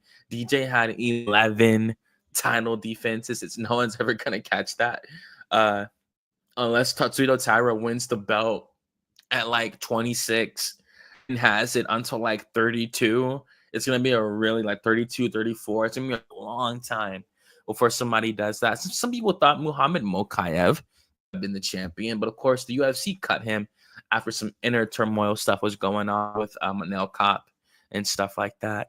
And with Kai France, he's the better striker in this fight. You could say if anyone is going to crack Pantoja's chin, it will be Kai, given the power he does possess as a flyweight. It's going to be pretty interesting to see how he will approach the fight, whether he'll come out guns a-blazing on the feet, trying to take Alexandre's head off, or he'll really try to come out, I won't say try to, it's not like these guys try to point fight, but I wonder if he'll really try to pull back, counter, just really prep his sprawl, his takedown defense, really try to outpoint the champion for 5 rounds and stuff like that. But yeah, it's gonna be pretty interesting to see where the fight goes. Like I said, I do think that Pantoja is gonna get the fight done, and I think he can get it done with the finish. I think it's gonna be a 3rd round submission for for Alexandre Pantoja. I think the pace and the pressure is going to be too much. If he can't get knocked out in the first 2 rounds, Kai's only going to get more tired from that pace, from that pressure. And I think he's going to grab his back, and I think he's going to choke him out. And I got Alexandre Pantoja with a 3rd round submission to keep his belt and to make his 4th title defense and to really see where it goes from there. Because I mean, he's beaten all these dudes already, so we really don't really know what's next for him. I mean, Kai Kara France, like Brandon Royval 3. I said Kai Kara France. I meant Joshua Van or Brandon Royval 3, maybe. I really can't tell you. I think the Moreno fight, that trilogy, that third fight would be amazing. I'd love to see it. But I think Brandon has to maybe 1-2 more fights max before he gets another title shot. So yeah, see how it goes, man. But I do have Peyton Soja with the third round sub. Ooh, man, rocking and still for this one. Pantoja is like hands down, no debate, easily the second greatest flyweight ever, and he is just stacking the chips, and his resume is getting better and better. Where it's if he keep doing this, it's gonna be to the point where you can't deny him the greatest. I mean, he's winning nonstop. This is gonna be his fourth title defense if he wins this one, and he's doing it dominantly. There's not really much doubt in it. He's only better as a fighter too. He's improving. I think the biggest thing on him is that he looks out of it after like a few rounds, but it's not. It's like a visual thing. It's not a physical. He's not out of it. He just looks. His hair gets in his face, and he's look tired, and he's leaning side to side, but he's still. You punch him in the face, he hits you with two right back. So I think that's his biggest thing. He's getting better because he stands so much with all these great strikers. His jiu-jitsu is world class. His grappling is amazing. His cage work, his takedowns, his athleticism, the fact that he lock up body triangles and sit on your back for a full round is actually insane from standing. He's a solid striker and a proven grappler, and yeah, like I said, he hasn't he looks tired, but it hasn't ever affected him in the cage. Kai Kara France, I I have my personal opinions on if this fight should even happen. I think it's only happening because you don't have anyone else to fight him. I don't think Kai Kara France deserves a title shot off of knocking out Steve Erceg because the resume wasn't like ready for it. I don't think, but I'm not going to deny it because he needs more people to fight. Kai Kara France is a top 5 guy for sure. So we're going to see if he could get it done, but I'm not confident. I guess it's just like I would give him a knockout chance in this one, and that's about it for Kai Kara France. So I'm going to rock with Pantoja to get this one. I think he submits him within 2. Okay. Like I said, the all-time greats, man. Gotta give a shout out to the boy Jon Dong joining us. Thank you so much for joining us, Jon Dong. I see you in the chat sometimes, bro. Always like, oh, guys, thank you so much for joining us, bro. MMA with the AK. Gotta give a shout out to the boy MMA with the AK. Thank you so much for joining us, bro. Please don't forget to like, comment, and subscribe. Even if we leave a stream with 1 more subscriber, it was worth the stream. Most definitely. Always just trying to build slowly but surely. And have some cool people in the chat. So thank you so much for joining us, most definitely, as we get to our main event of the evening. And we got just one more thing to discuss after this card. Most definitely have discuss it for sure. And yeah, man, going into this main event, the main event of International Fight Week. Now, before we even dive into this, thank you again, Jon Dong. Really appreciate you, bro. Thank you so much again, bro. For real. Thank you so much, bro.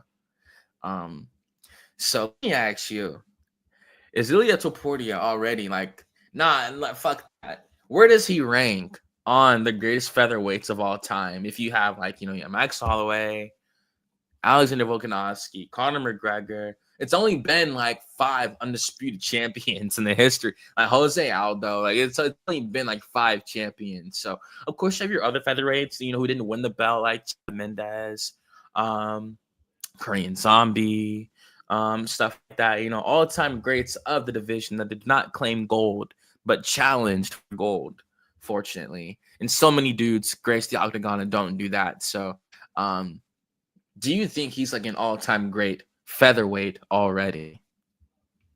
So here's my opinion on this because I have my own thing. Because I saw someone on Twitter, they were just like full on, or maybe Instagram comments, and these 2 dudes were full on agreeing with each other, having a whole conversation in a thread about how Ilya is the greatest ever. Like, and they meant it. Like, they meant he is the greatest UFC athlete ever, and they meant it.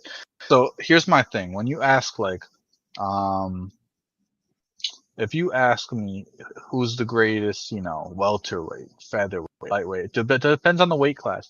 All that I account into it is like Ilia Topuria, if he wins this fight, doesn't improve his featherweight run.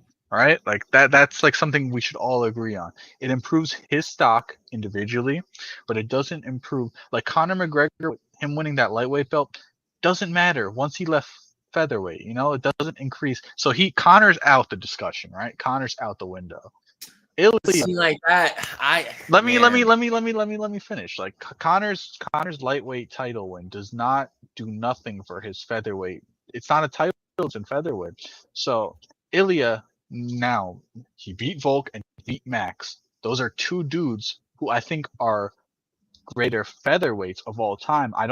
But prime for prime, yeah, I'm taking Ilya over all these dudes. I'm taking Ilya over Volk, and I'm taking Ilya over Holloway prime for prime because I mean he kind of beat them both, arguably maybe just outside of Volk's prime.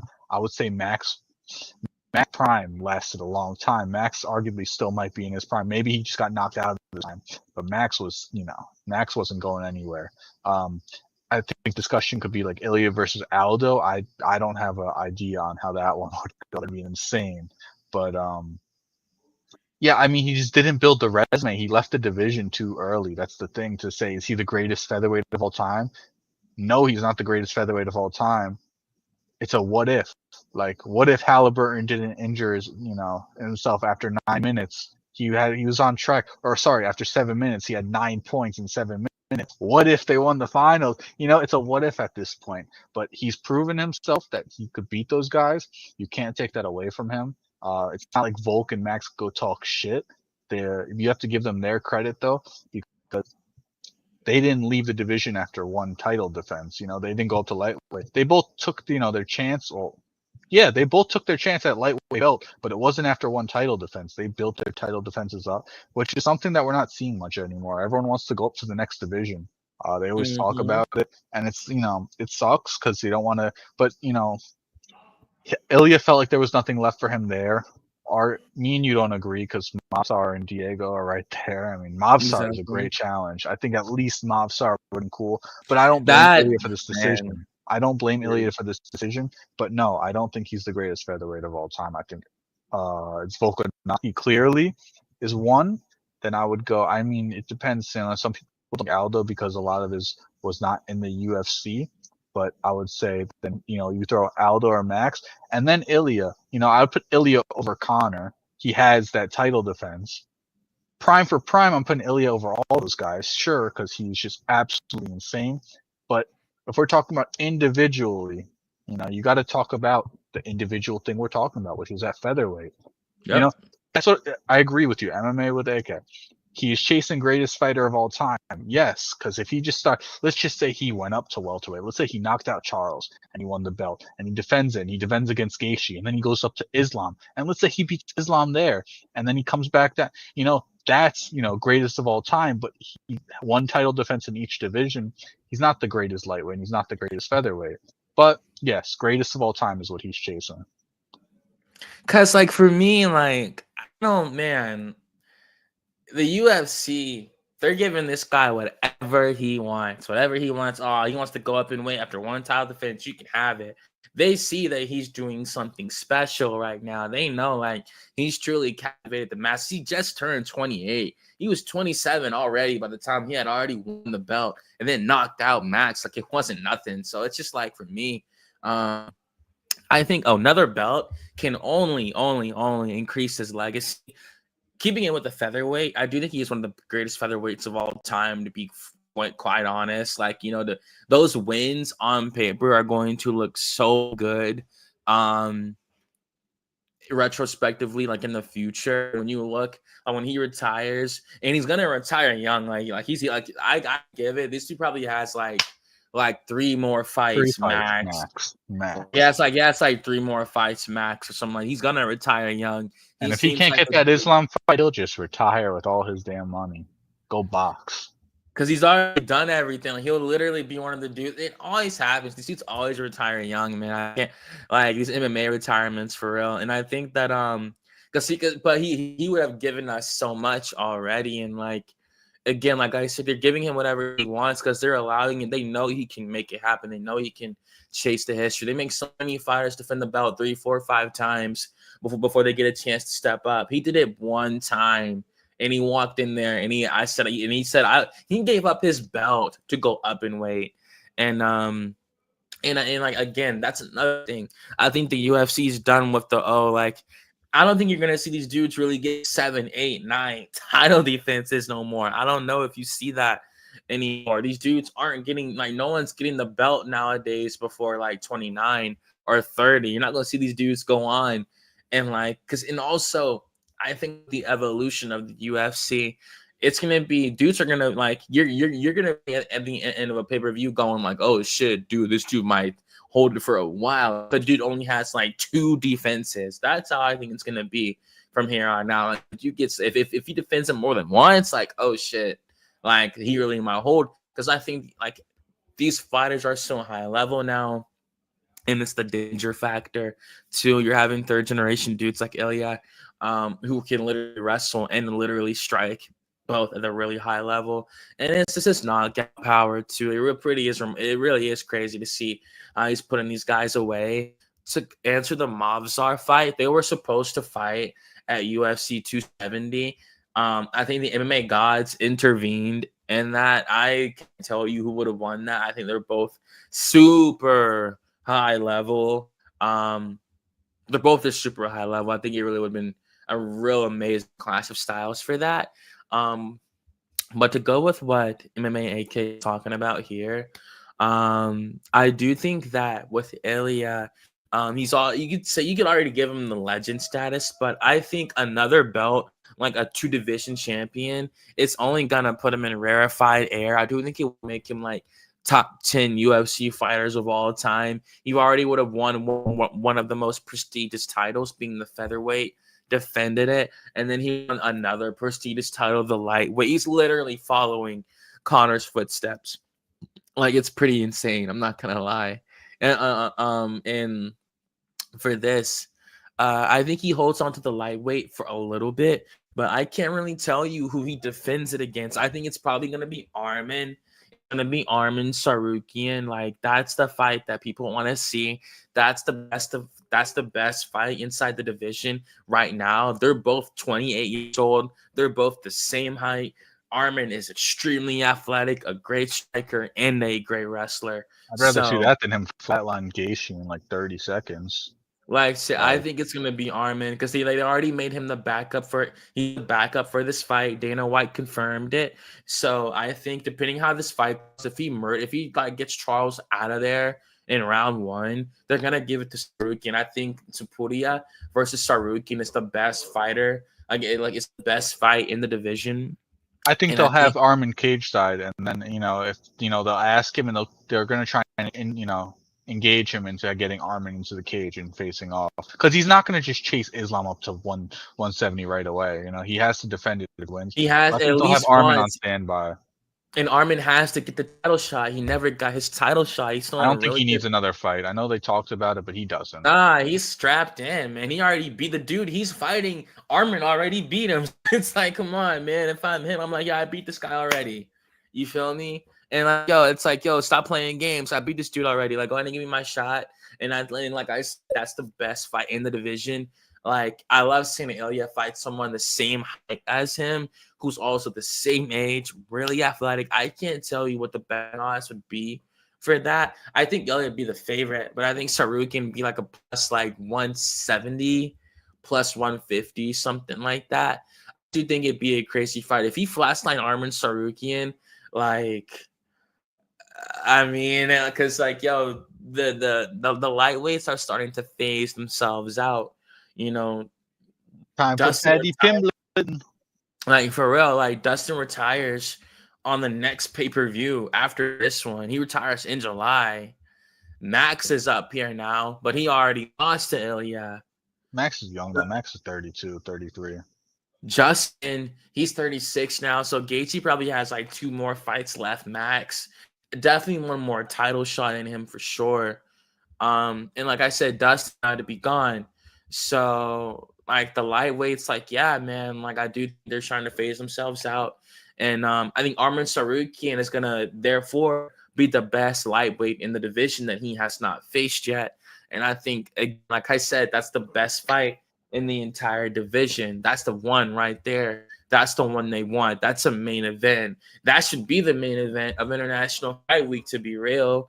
But they gave it We're to talking Charles. like Charles loses. So that's the thing. Right Nah, now. I mean, I'm not trying to disrespect him or anything. I'm just saying, like, I do think that fight's just so frenetic, man. Because Armin can wrestle like all 5 rounds, and the striking is just, it's like that fight would just be so good. It's only, I think Ilya has more power, but we're gonna see how his power translate to the lightweight division. And then, like, if he cracks, like if he hits him, like Charlie, he draws blood in the first round and like stuff like.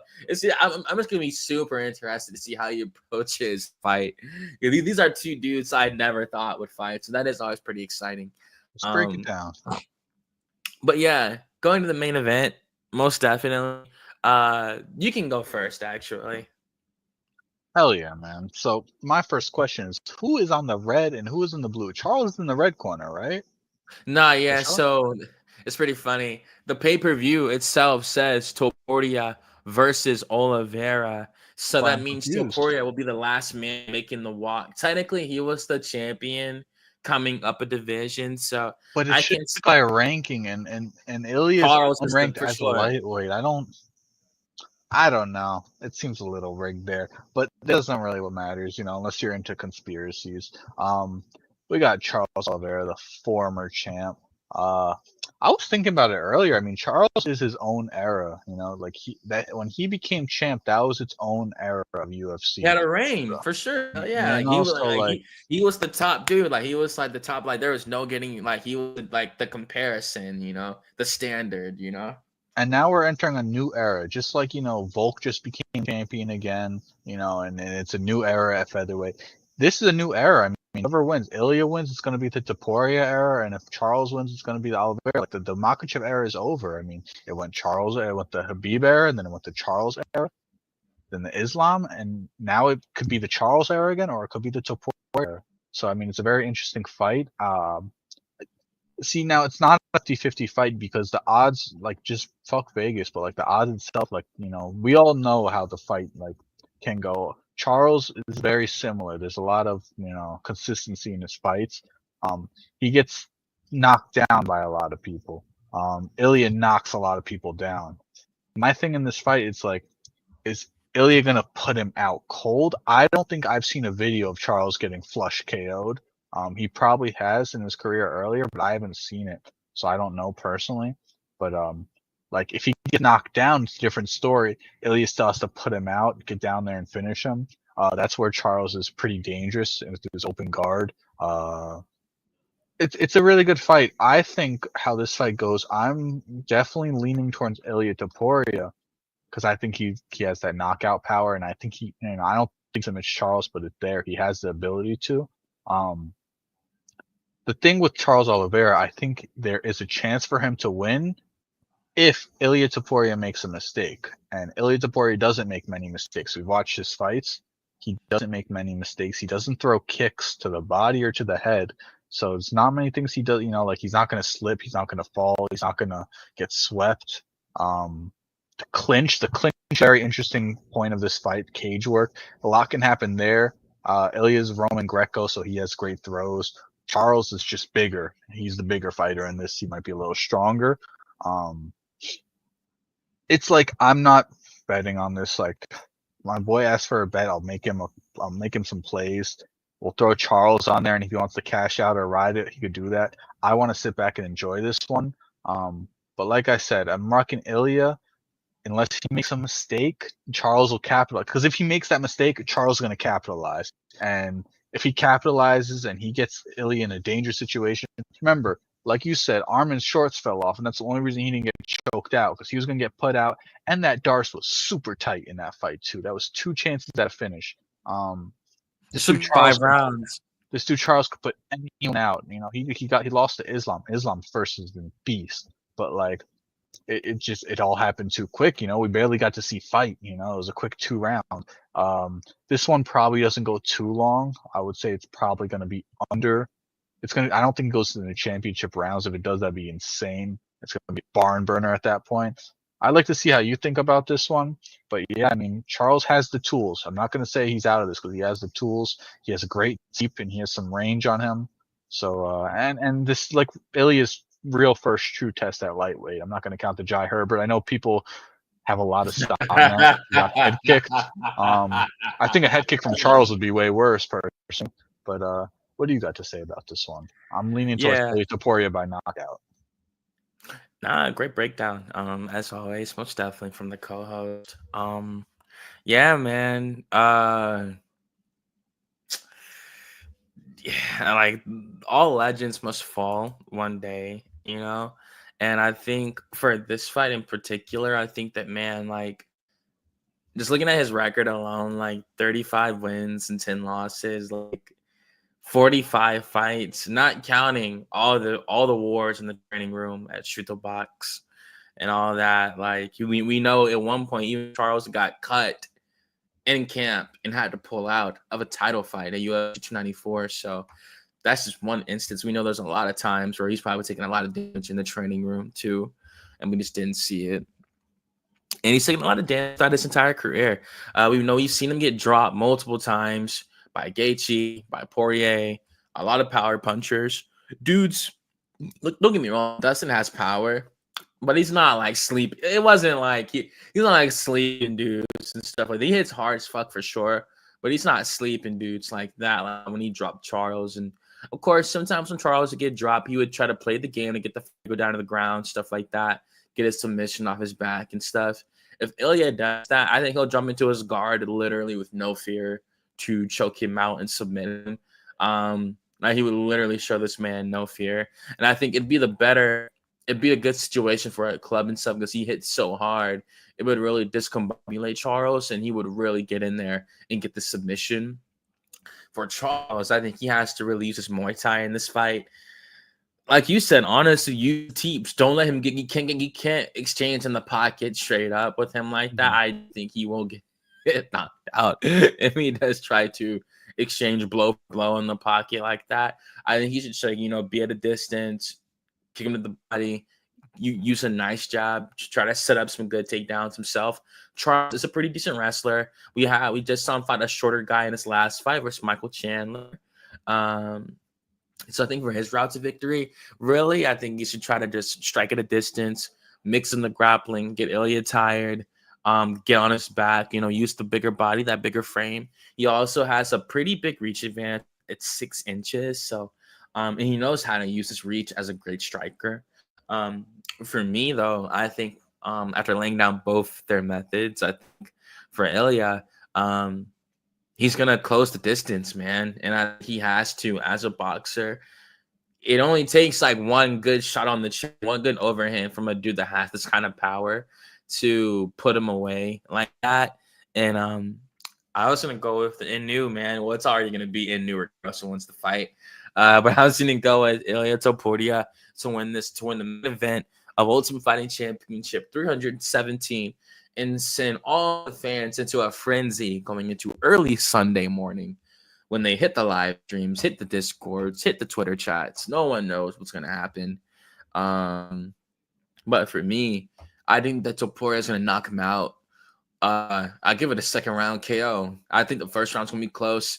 I think he's going to hurt him in the first.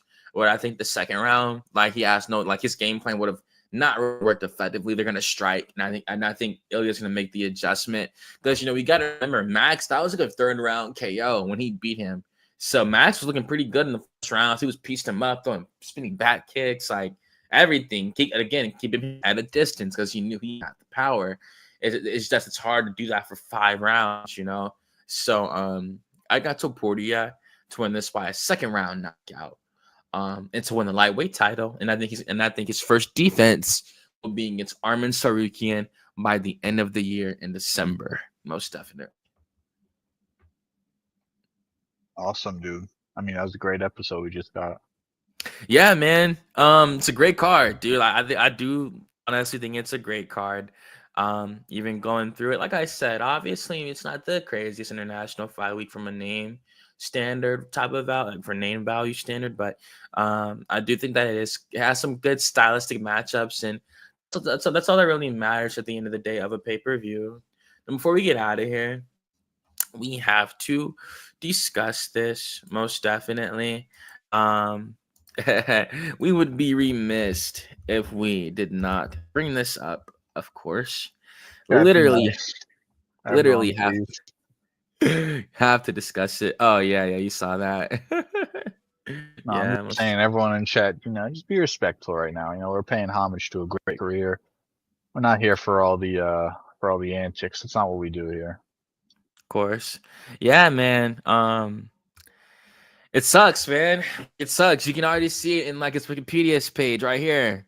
Is an American former professional mixed martial artist who competed from 2008 to 2025. Man, that is a long time fighting, my G.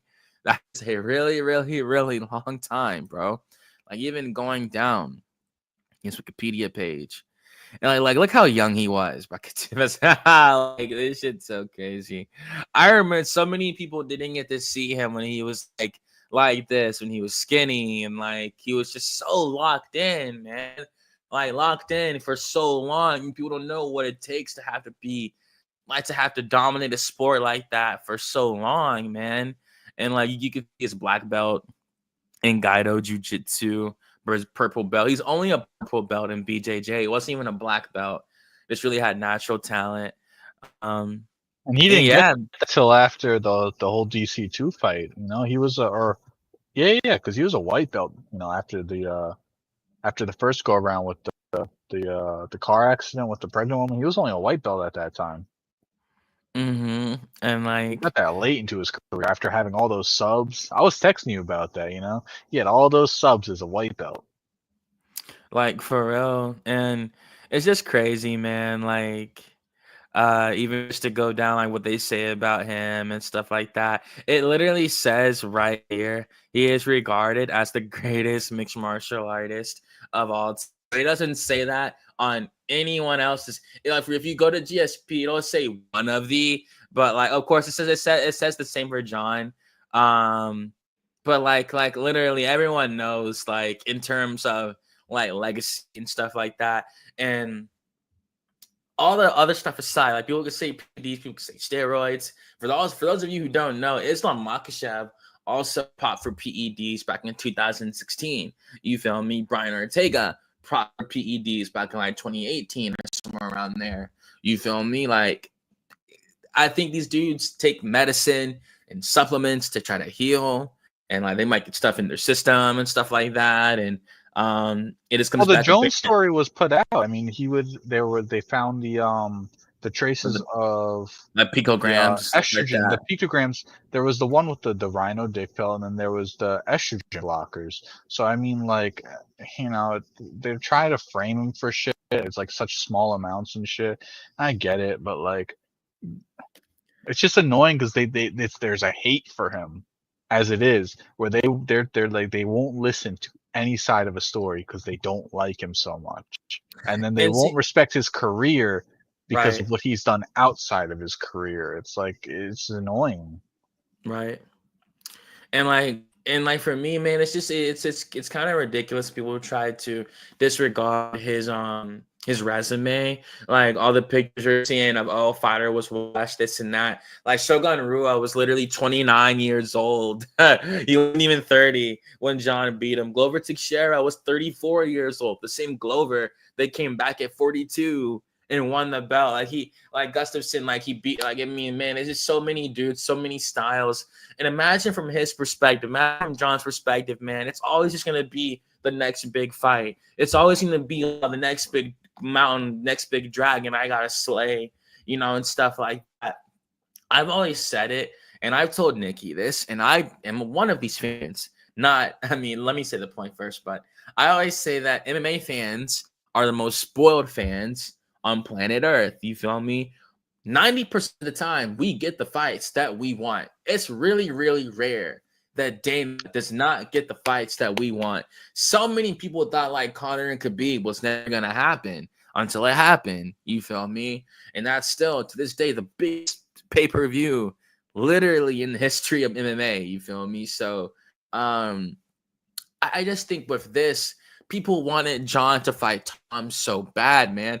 And from Jon's perspective, he just did not think that the risk was literally worth the reward. Like Dana came out and said, like, courtesy of Austin Willis at the Mac Life, he said that we paid him what we thought Jon was worth, or like we offered him what we thought the fight was worth.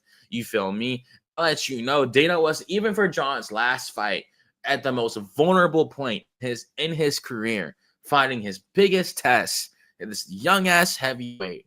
Dana wasn't going to give him like that 30, 40 million. It wasn't going to happen.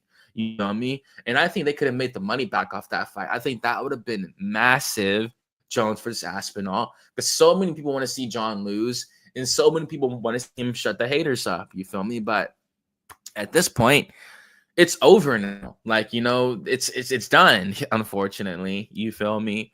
And we're just never gonna see it. Like, it sucks, man. It sucks that it ended that way. It sucks that it ended on random social media post, but I just wanted to put that out there. Like, two things. The resume, anyone disregarding it, you're a casual. I'll say it to your face 100%. If you know who those fighters are, if you know they were in their primes, you know how good those wins were. And people saying Jon was inactive and stuff like that. I'll even pull up like his wiki on here. Like, let me go to his record. But like, literally it's going through all his story and stuff like that. If you go to his record on his Wikipedia page, or like just his Topology page in general, you will literally see when you go down, it'll show you Jon fought at UFC 232, UFC 235, UFC 239, UFC 247. Like, and that was right up until the pandemic in 2020. So Jon was always extremely active. Anyone that tells you he wasn't active, like, again, they weren't watching, because Jon was always extremely active. He was always a real active fighter. I just think it got to a point, you feel me, where like, again, with this fight, man, like the risk just wasn't worth the reward. And of course, we do have to also talk about some of the stuff that just came out. Apparently, Jon Jones apparently supposed to be like another criminal charge that might have happened. Like, apparently, like, got into a car crash off alcohol and some shrooms with a girl in the car and stuff like that. And they said he fled the scene, similar to the other situation from some years ago. But apparently, like, and like they said the girl was naked from the waist down, not on no our stuff or anything like that. It was consensual. It's just Jon was leaving a party and crashed the car drunk and high, and left the girl in the car because he didn't want to get arrested and stuff like that. Now, as you can see, Jon literally did just reply out in the media a day ago and said, "Don't believe everything you read online," and stuff like that.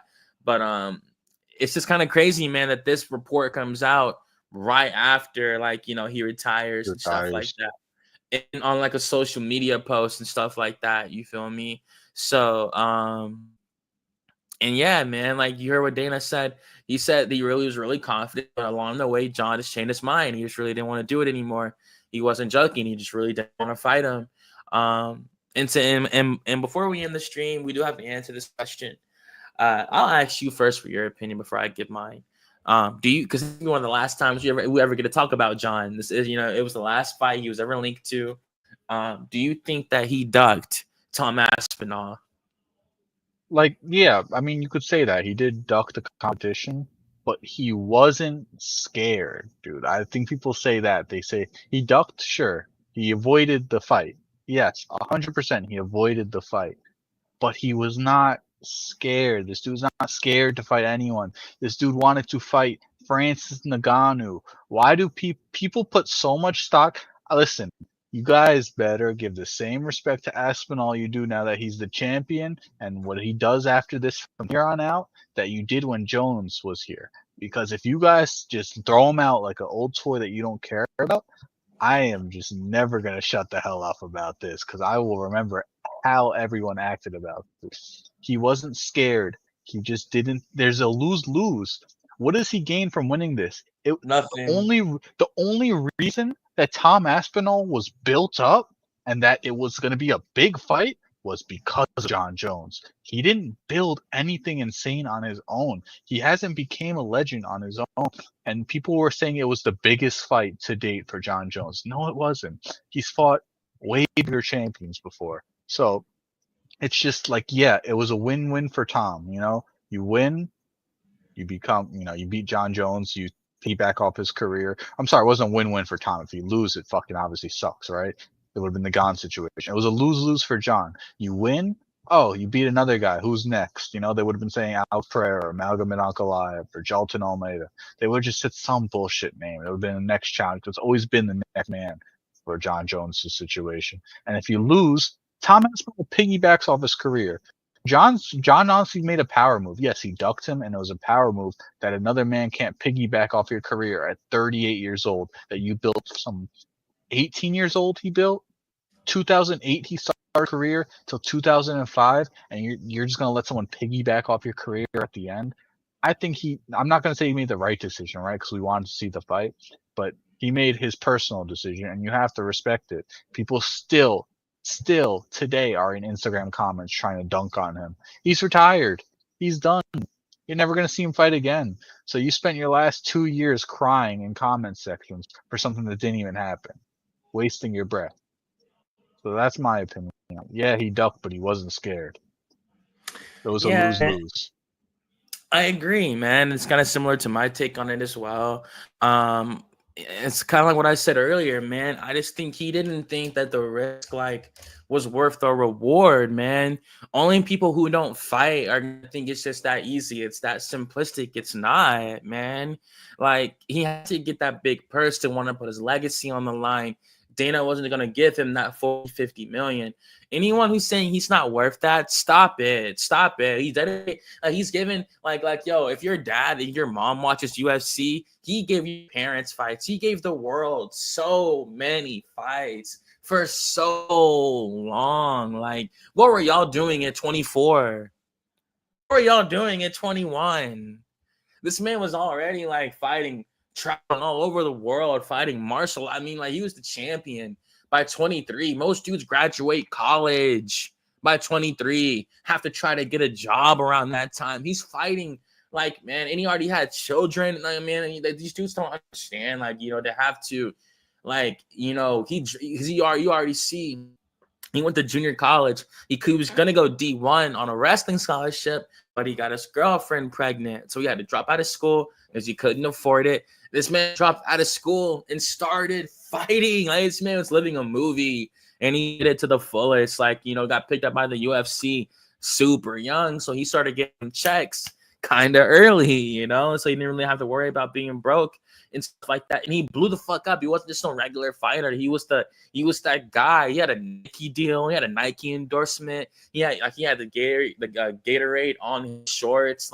And as he lost all of his endorsements, Jon Jones was a Nike athlete at one point. UFC had a Nike athlete. He was that undeniable. So you don't really see that nowadays. I can't tell you enough because they got the Reebok deal. So he was the first athlete to really get a real legitimate sports endorsement as an MMA fighter back then, 2010, 2011, when most of these dudes weren't even watching. That was you really had to be a super duper hardcore they had the ESPN deal and stuff all this prime time advertisement. They'll be it'll be on First Take now when it's a big fight. It'll be on ESPN national coverage. It was just on ABC last Saturday. It wasn't man, before it was like this man Jon was already laying down the foundation. And I think it's really for people that got to watch him fight. I think they're more so disappointed rather than tarnishing his name and stuff like that. Just like I said, man, he was super active. He gave the fans what they wanted year after year after year after year. Good fights, fun fights. He was honest, doing cocaine, strippers, cheating on his girl. It didn't matter. He did everything. And imagine how he feels. He knows how he's seen firsthand his friends. Oh man, so-and-so took a loss. So-and-so got knocked out. That's never happening to me. and it never did. You know, you got to realize how invigorating. He saw other legends like GSP get finished by Matt Serra. He's never been in a position where Jon Jones was on his back and another grown man. It literally never. You gotta realize how much that would boost your ego to the point where every single time you're in there, you're dominating the competition with an elbow. Like people just don't understand. And like all that being said, all this culminated with him stepping up in weight. He won the heavyweight. And even then with that Gone win, people try so hard to like gloss over that win. Like he didn't go in there and choke out Cyril Gone in a minute. Like literally choked him out in a minute. You feel me? And let Tom Aspinall go in there and knock out Cyril Gone because Gone's a striker. People are going to take that into the moon. When Jon went in there and he literally did it in a minute. You feel me? And then after that, it was the Stipe fight. It gets announced, UFC 295. He got hurt. After he got hurt, he fucked himself with that because they had to make an interim belt. Everyone was wondering, okay, so what's gonna happen? Like, is Jon gonna fight Stipe? Is Jon gonna fight like the winner? Like what's gonna happen? You know? So if Jon doesn't get hurt and he's the only champion left, like he would have been good. You know, he got injured. And that just put a whole wrench in the situation. Like, and I don't think he just didn't think the risk was worth the reward. You feel me? And to answer the question for those who watching, do I think he ducked? Nah, I don't think he was scared of him at all. I think he would have fought him. I just think he really, really wanted the money. Like, you can put your legacy on the line if you get that life-changing money. And you know Dana White, you feel me? So, yeah, yo. And he said in like, yo, the verbiage, he said it in the verbiage too. We paid him what we thought. We offered what we offered what we thought the fight was worth. So what? That's like 15 million, 10 million. And y'all can't tell Jon what he deserves. Y'all can't man, he's fought for this his whole life, man. 19 years old. Like I said, entertaining the fans. You feel me? So yeah, man. Like he beat all these dudes, man. Like for real, like Daniel Cormier dominated him. Like, you know, all these legends. Like, seriously, man. Do you try to undermine it? If you see anyone doing that online, they're casual. They didn't watch. Like how is a 29-year-old Lyoto Machida like a 32-year-old Sean Evans? Like how? Like I just don't understand. It literally makes no sense. That's personal opinion. And if you have to use ignorance to win an argument, you've lost. You feel me? So, yeah, man, to answer the question, I don't think he ducked. I just don't think the risk wasn't worth the reward, bro. Because I don't think there was any fear in him. It wasn't like, oh man, like, because he wasn't gonna hop right back into a camp. It just wasn't gonna happen, bro. He had all this wear and tear, all this injury, you know, for fighting for so long and stuff like that, bro. So, that's it for me, though. Y'all can say he ducked. I get it. The optics are not. It does not look good. It doesn't. I understand that. I will admit to that. But Michael, you know, it's like Michael Bisping calling, Jon a coward. Like Michael Bisping was supposed to fight a 26-year-old Robert Whitaker, but he fought a 36-year-old GSP at UFC 217, and Whitaker won the interim belt at UFC 213, like 4 pay-per-views before that. So Bisping, you know, trying to judge Jon here and there and stuff like that. Bisping ducked Robert, so this has happened in the past. He fought a 46-year-old Dan Henderson with this, like me. So we've seen this in the past, you know. I just don't think people like Jon. You feel me? Like Nicky said. But that's it for me on this episode. Definitely a great one for sure. Yeah, man, like it was a great one, dude. I look forward to the next one. Want to go ahead and pull it up before we get out of here. UFC 318. It's Dustin Poirier's retirement card, unfortunately. Hey, man, it's still a pay per view nonetheless, and it is a title fight. We got a white pay per view instead of the gold that we normally have because it's no gold on the line for this one, unfortunately. But it's still a pay per view nonetheless. So, how do you feel about UFC 318 before we get out of here, Nicky? Gonna be a banger. My boy fights the same night, so I'll be enjoying the fights that night. Yes, you know, it's gonna be a good fight, good retirement fight. I personally don't think Dustin's retiring if he wins, but we'll see. What makes you say that? Because he's Yeah, headed. He's in too good of shape, and if he wins dominantly, there's no way he's actually retiring, bro. I'm you sure? I sorry. mean, he's 36 years old, man. If he wins dominantly and knocks him the fuck out, he's gonna think he has another title run in him. What about Especially Holloway? if Charles was still saving the belt, or he still thinks he could beat Ilya. I think I think if he knocks Max out early and or has a dominant fucking win, he's gonna want to fight again. I don't believe he's done. Too much passion in that guy. This will be the last thing. One of the last things I say too. It's fucked up they made this fight, man. Because even like on Dustin's way out, because Max is he already got knocked out in his last fight. So one of these legends is gonna have to take a loss. It's either Dustin loses his last fight or Max goes on a 2-fight losing streak going up a division, man. So that it's kind of crazy they made this fight. But I mean, either way, like both fighters are already future Hall of Famers. So I think Max really is fighting for money at this point. Staying in shape, you feel me? He's already secured hella belts.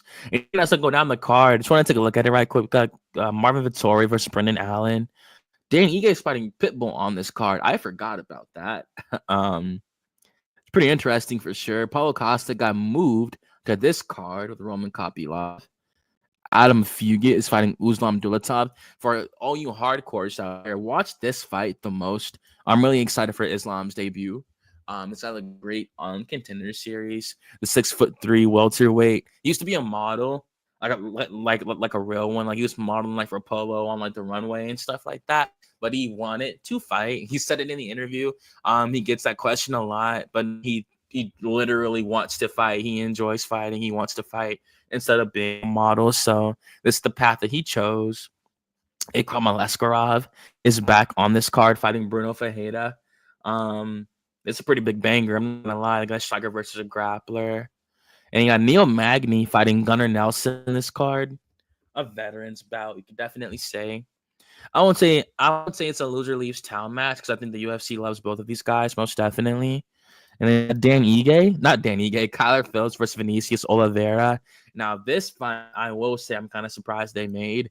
They might be trying to get Kyler Phillips out of here, man, because I don't know, man. This is a pretty crazy fight itself. And then you got, the usual prelims, Carly Judas, Jimmy Crute versus Marcin Prachnio, Artiba Gauthier, the middleweight Francis Ngannou. At least that's what MMA Twitter call him. I'm probably excited for this fight the most. Not out of all the fights, probably out of the prelims. I do think his future's really bright. He is undefeated. Well, not inside the UFC. But I think Gauthier has like a lot of potential. Just from what he's shown at his age. He's 7'1", but as you can see, in incredible shape. Kind of a specimen for the middleweight division. 6'4" with an 81-inch reach. And this isn't where like the buck isn't gonna stop here. I think eventually we see him go up to 205. He is Cameroonian, like I said, the middleweight Ngannou. I'm excited to see what he does. I mean, he won my last fight against Jose Madea with a KO. All his wins are by KO. Outside of his first fight. So I am excited for UFC 318. I do think it's a good pay-per-view, most definitely. And the last thing I'll do, Skinny, before I let you go. I just want to see if there is anything on UFC 319 yet. We know that's the Chicago card. Duplessis versus Chimaev. Most definitely. It's pretty crazy. This is in Chicago. Not like in a bad way or anything. I just didn't expect that, There are 10 fights on it. I did not know that. So, yeah, Rodriguez versus Hamza. It's a one title fight pay-per-view. So you know what that means. It's gonna be super duper stacked. Tim Elliott versus Kyle Sakura. He's back after losing at UFC 310. Cannonier versus MVP is on this card as well. That's a pretty crazy fight. Two older gentlemen fighting for a spot in the middleweight division. Edson Barboza versus Drakkar Klose. Edson, at 39 years old, is still cutting that weight. That's pretty ridiculous. You got some good fights on here. Best prelim, in my opinion, is Brian Battle versus Nursultan Ruziboev. That's a banger. Not gonna lie. Chase Trooper versus Alexander Hernandez. This is a pay-per-view too, man. Like the next 3 cards are all pretty good. I'm not gonna lie. The return of Bobby Green after getting his head kicked off, unfortunately, by Mauricio Rufy. Yeah, man, this card's gonna be pretty insane. Out of all the 3 I just listed, which one do you think you want to watch the most? Honestly, Out of the no, Dustin and 317, 18, yep, 19, yeah, it's like the next 3. 317 as in this weekend. Yeah, 317 like yeah. easily. That main event. Oh, word, I feel you. I'd rank that one, this one, and then the 318. 318. This one, I low-key want to see more, man. I really want to see if Dricus can. I just don't know what Dricus is gonna do in the first round, man. I really want to see how he's gonna handle the takedown. That fight's gonna be so crazy, bruh. No lie, I do want to see how it's gonna happen. Last thing I'll check. People are picking Hamzat to get knocked out on this fight. Most definitely. Because Jerkins be knocking everyone out. We'll see. I will say this before we leave. If he does knock him out, you could definitely say he's one of the greatest middleweights of all time. With the wins that he has over Israel Adesanya, Robert Whitaker, and Hamzat Chimaev. Oh man. It's either Dricus becomes an all-time great in August, or Hamzat finally takes the throne at only 31 years old. So he's still really young, and he could still live up to his potential. Of course, he'll really only fight in Abu Dhabi, so we only catch him on afternoon cards and stuff. But that's it for me, though. Most definitely. Thank you so much, Nikki, for allowing me to do that for sure. And man. and yeah, man, that's it for me, y'all. 1 second, stop sharing the screen.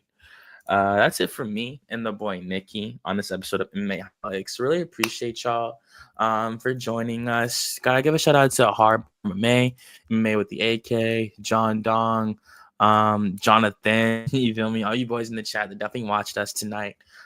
Thank y'all so much, most definitely. And yeah, man, you got anything else you got to say, or is that it? That's it, bro. I'm gonna go enjoy some dinner, chill out for the rest of the night. That's it, bro. That's it.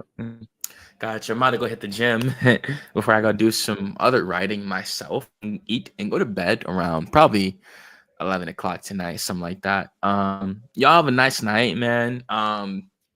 Catch us back after the card. We might go live after the pay-per-view. I'm off Sunday. So if Nikki's not here, y'all might go live with your boy on early Sunday morning. Even if it's 3 a.m., I'm going to go live, something like that. I would like to if I'm not tired for sure. Pretty sure 317 is going to be a wild ride. And I'm going to be throwing some beers back for sure. So going to be entertaining most definitely. I'm joking. I don't drink beer. I drink like hard whiskey, stuff like that. But yeah, man. Oh yeah. And are you ready for your training session? I know you get back to it after like you taking care of your nose and stuff like that. So I've been good. I've been training. We've been in fight camp for one of our guys. I just my feet been fucked up. I had a great night. We were doing jujitsu in one of the beginner classes, and I was trying to sub from the guard, and I was throwing up triangles nonstop, and they were just connecting. I wasn't subbing the guy, but it was just I was connecting. I was getting there. It felt good, and then I had a triangle, and he got out of it, and I shot up for another one, and we kind of scrambled, and I was sitting on my instep, and then I tried to get up, and he pushed into me, dude. I just went right back onto you're sitting on your foot, and I kind of just like sat on it, and it screwed itself. So my heel was fucked up on that foot. My right ankle was killing me, so I just been taking a few days off and then after seeing Halliburton tear his ACL, I was like, you know what, it's not all right today. Let me just come home, knock out the podcast, and I'll go back tomorrow and train, have a long day. Not trying to risk anything, It's better to stay healthy and train than overtrain. Yeah, man. That's just one night. That's one day. You got a lot more training sessions to go. So make sure you prioritize. Never get too caught up in the moment. That's just a moment. You got a lot more of those coming. So thank y'all so much for joining us in episode 45. Also, I got a new laptop. So I should be able to go live by myself a little bit more if Nikki's not able to join. So y'all will see this channel get more consistent. Absolutely. Especially this summer. Got a lot of good fights going on. So definitely hit us up on Twitter, whatever y'all want to, in the comments, most definitely. And y'all have a nice night. Thank y'all again. Peace.